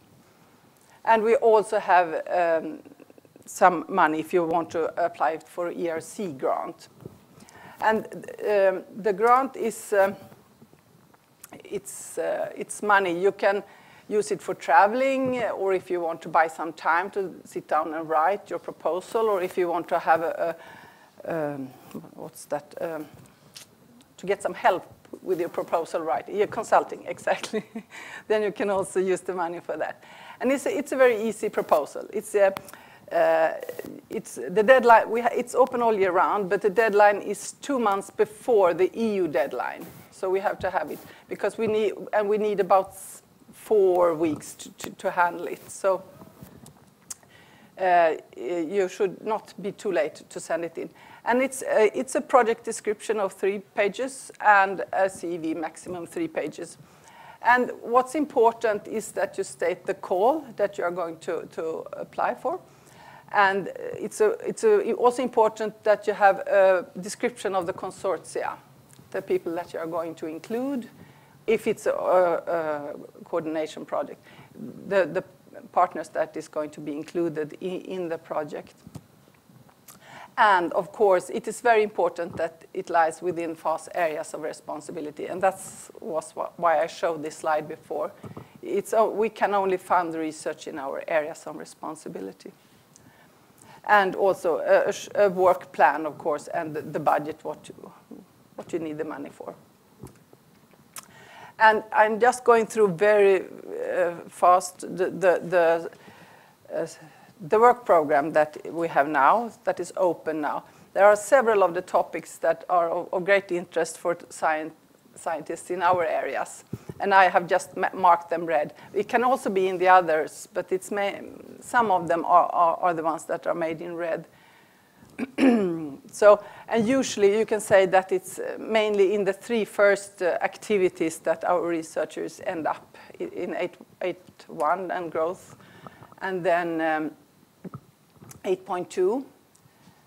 We also have, and here is the future of the welfare state, that is the ERANET. And usually 8.3 or 8.3, the major trends in society and their implication. That is our main area, because there is a lot of subjects that fits our responsibilities. And here you have the demographic change, for example, and the societal trends and lifestyles, and also early childhood education and care. That is one. And as well as the impact of the third sector on socioeconomic development in Europe. We found a lot of research in the adolescence, you say, the development of the children, as well as the aging is also a main subject for us. And here is, as you know, I just put up, this is the FP7, very well-known picture, and this just to show the small, now we should see, the small little part for the socioeconomic research there. It's just a little piece of the cake. But we hope it will not be smaller for Horizon 2020. But in FP7, we have had around 45 applications for planning grants. And we have had them in quite a lot of the areas. All the red ones, we have had applications for for planning grants for EU proposals. But of course, the majority is in, actually, it's not in SSH, it's rather even. It's in health and SSH. There is a lot of application in the health area. But this is, for the years we have had it, and it's around 10 proposals each year on average. And here you can see the applications divided to the different thematic areas. And here you can see really that the health and the SSH areas are dominating. And we usually fund a little bit more than half of the proposals we have received have we funded. So it's about 50% success rate. And some of them, especially in the health area, have been successful in the EU, to get funded by the EU. Actually, in health, all of the EU planning grants also received a contract with the Commission. But that is partly due because we have had a pilot project together with VINNOVA and Vetenskapsrådet to encourage scientists to apply during 2 years' time. And that had really, we have a sort of had an enormous information campaign for the scientists. And this is the result, we think. We are not sure, but it has really, we have interested the excellent scientists. So they have really been able to get the contracts. But in SSH, we have had a problem. And that is, of course, due to the success rate partly. But this is changing. So the 2 EU contracts we have now, that is for 2011. So I think we see something that we hope something is going on. So now we have two contracts during 2011. And one is a coordinator in SSH also. So we are very happy for this, and we hope we will see more applications for the EU planning grants from all you scientists. Yeah, and here you can see the applications. It's rather even. It's around 8, between 8 and 9. Yeah, and then I just wanted to say very briefly, in the Horizon 2020, we are discussing, of course, to continue with the planning grant. We hope to be able to do that, and probably in the same way to support in the first pillar, the excellent science, of course, the RC and the Marie Curie, as well as the societal challenge. How that will be organized, we do not yet know, but since the SSH research should be rather horizontal, we hope that our scientists will be able to apply for in several areas of this pillar. Yeah, and of course the majority is in number 6, Europe in a Changing World, Inclusive, Innovative and Reflective Societies. So that was all. Thank you, Cecilia. Thank you very much. Any questions to Cecilia? Are you wondering something about the planning grant? Yes? My name is Anna, and I work at the grants office in Uppsala University. Mm-hmm. And I wish to ask you, because we also have a small planning grant in Uppsala, but it's really not as generous as yours. So I wonder if a researcher has had such a grant from Uppsala planning grant. Could they still have one from you, if you understand my question? Or is it like done? Yes. So I know what advice to give to them. Yes, one of the things that is in the application is that you should write down if you get other funding sources, like from Uppsala University. That should be written in the application, so that is included in the evaluation, you can say. But you can get both if you need both. Any other questions? Something you want to add? No? No. Okay. No. Then thank you very much, Cecilia. Thank you.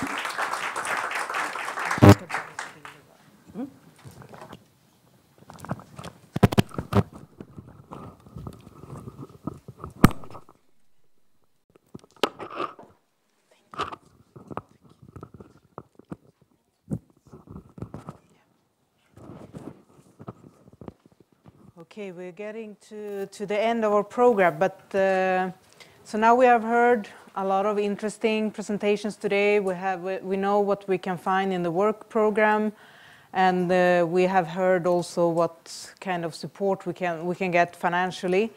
I would like to give you some relevant information, some help on the way for you from now on. To know where you can turn to if you need some help with all this. Besides, well, your grants office, of course, if you come from a university, you can always turn to your grants office. But you can always also turn to us, to VINNOVA, which has the national responsibility for the framework program to inform the Swedish community about the framework program. So we have almost all NCPs, all national contact points in different areas are gathered at VINNOVA, except for the ERC, the European Research Council. That's Anna Beramendi, and she's here at the Swedish Research Council.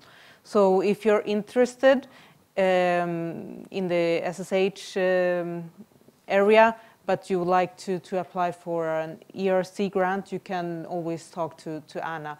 Otherwise, well, I'm the NCP for the SSH program, so you can always call me or email me if you have questions, or you can even come and visit us at VINNOVA. Then I would like to point out another person, that's Monica Hjertman. She's also at VINNOVA, at the legal department at VINNOVA, and she's the legal and financial NCP for the framework program. So she has a lot of knowledge, and she can help you out with if you have any legal issues about the contracts or the consortium agreement and this kind of questions. And also, as Robert mentioned, that there are some possibilities also perhaps in the capacities program, in the infrastructure program. Then we have the Johan Lindberg, he's the NCP also for the infrastructure program within capacities. So if you have questions about that, you can contact him. Otherwise, you had a small brochure outside with all our pictures. I hope you take it so you can contact us. And then I would like to mention some other interesting websites for you, and that's the Net for Society website. Net for Society is an international network for the NCPs in SSH. It's a project that is funded by the European Commission within the SSH program. And well, they have developed within this this network, on this website, there is a partner and project search database where you can register as a partner, and or you can register your project, and then people can search, for instance, if they want to join already an existing consortia, so to say, they can search for a project, or they can search, or you can search for a partner. So you have two possibilities, but that's quite, it's focused on the SSH theme. And then we have also this research directory where you can register as a researcher in the area of SSH. So that if you're, for instance, looking for someone with a specific knowledge, then you might want to look here also, if you can find someone, if you don't have anyone within reach of your network, direct network. And some other good tools to know about and that you can use. Well, we have the VINNOVA website, of course, where we gather information about the framework program, all programs in the framework program.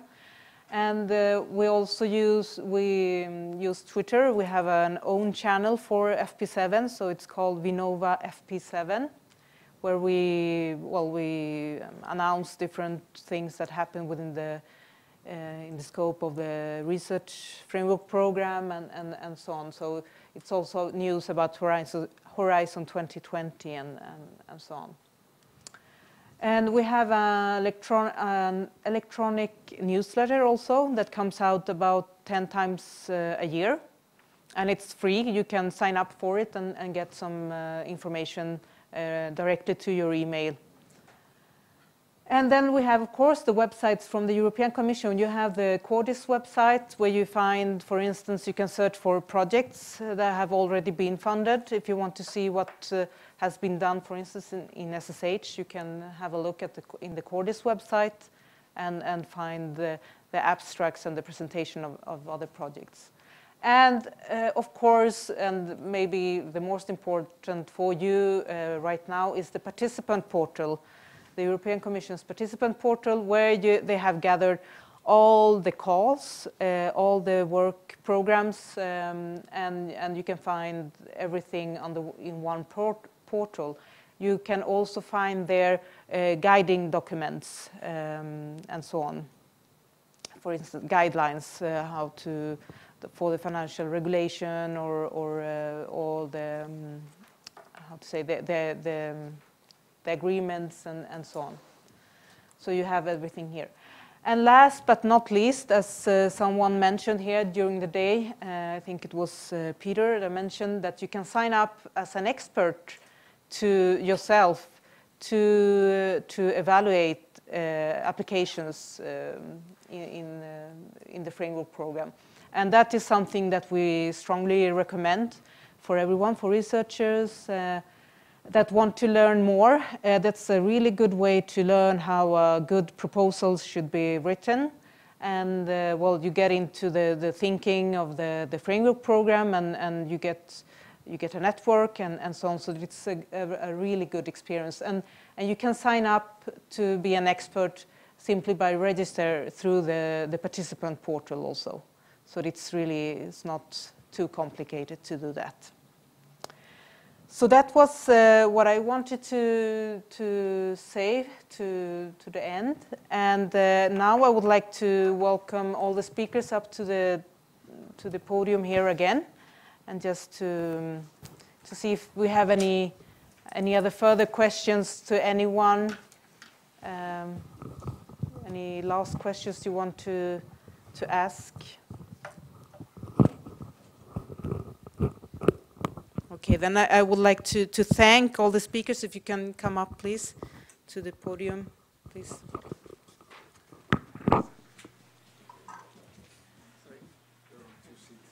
Yeah, no, but you can just stand, perhaps.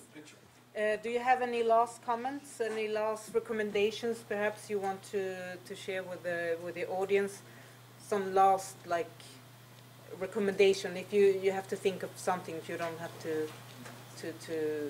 be successful in an application, what should it be? Maybe. I have one comment, very pragmatic. I think what I heard on FAS is new to me, and I would invite everybody to go to FAS and ask for a planning grant. That's a good start. Thank you.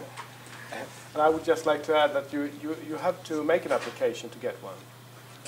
I mean, there are very few that do the application in Sweden. There are too few that does it, and with the proper support from the university, it's not much harder than making a regular one. So please go ahead, make an application. Something else you want to add? Otherwise, I would like to thank all of you that came here today, and especially I would like to thank our distinguished guests from Brussels and from Linköping, and just hand over a small gift from VINNOVA, and thank you for coming. Thank you.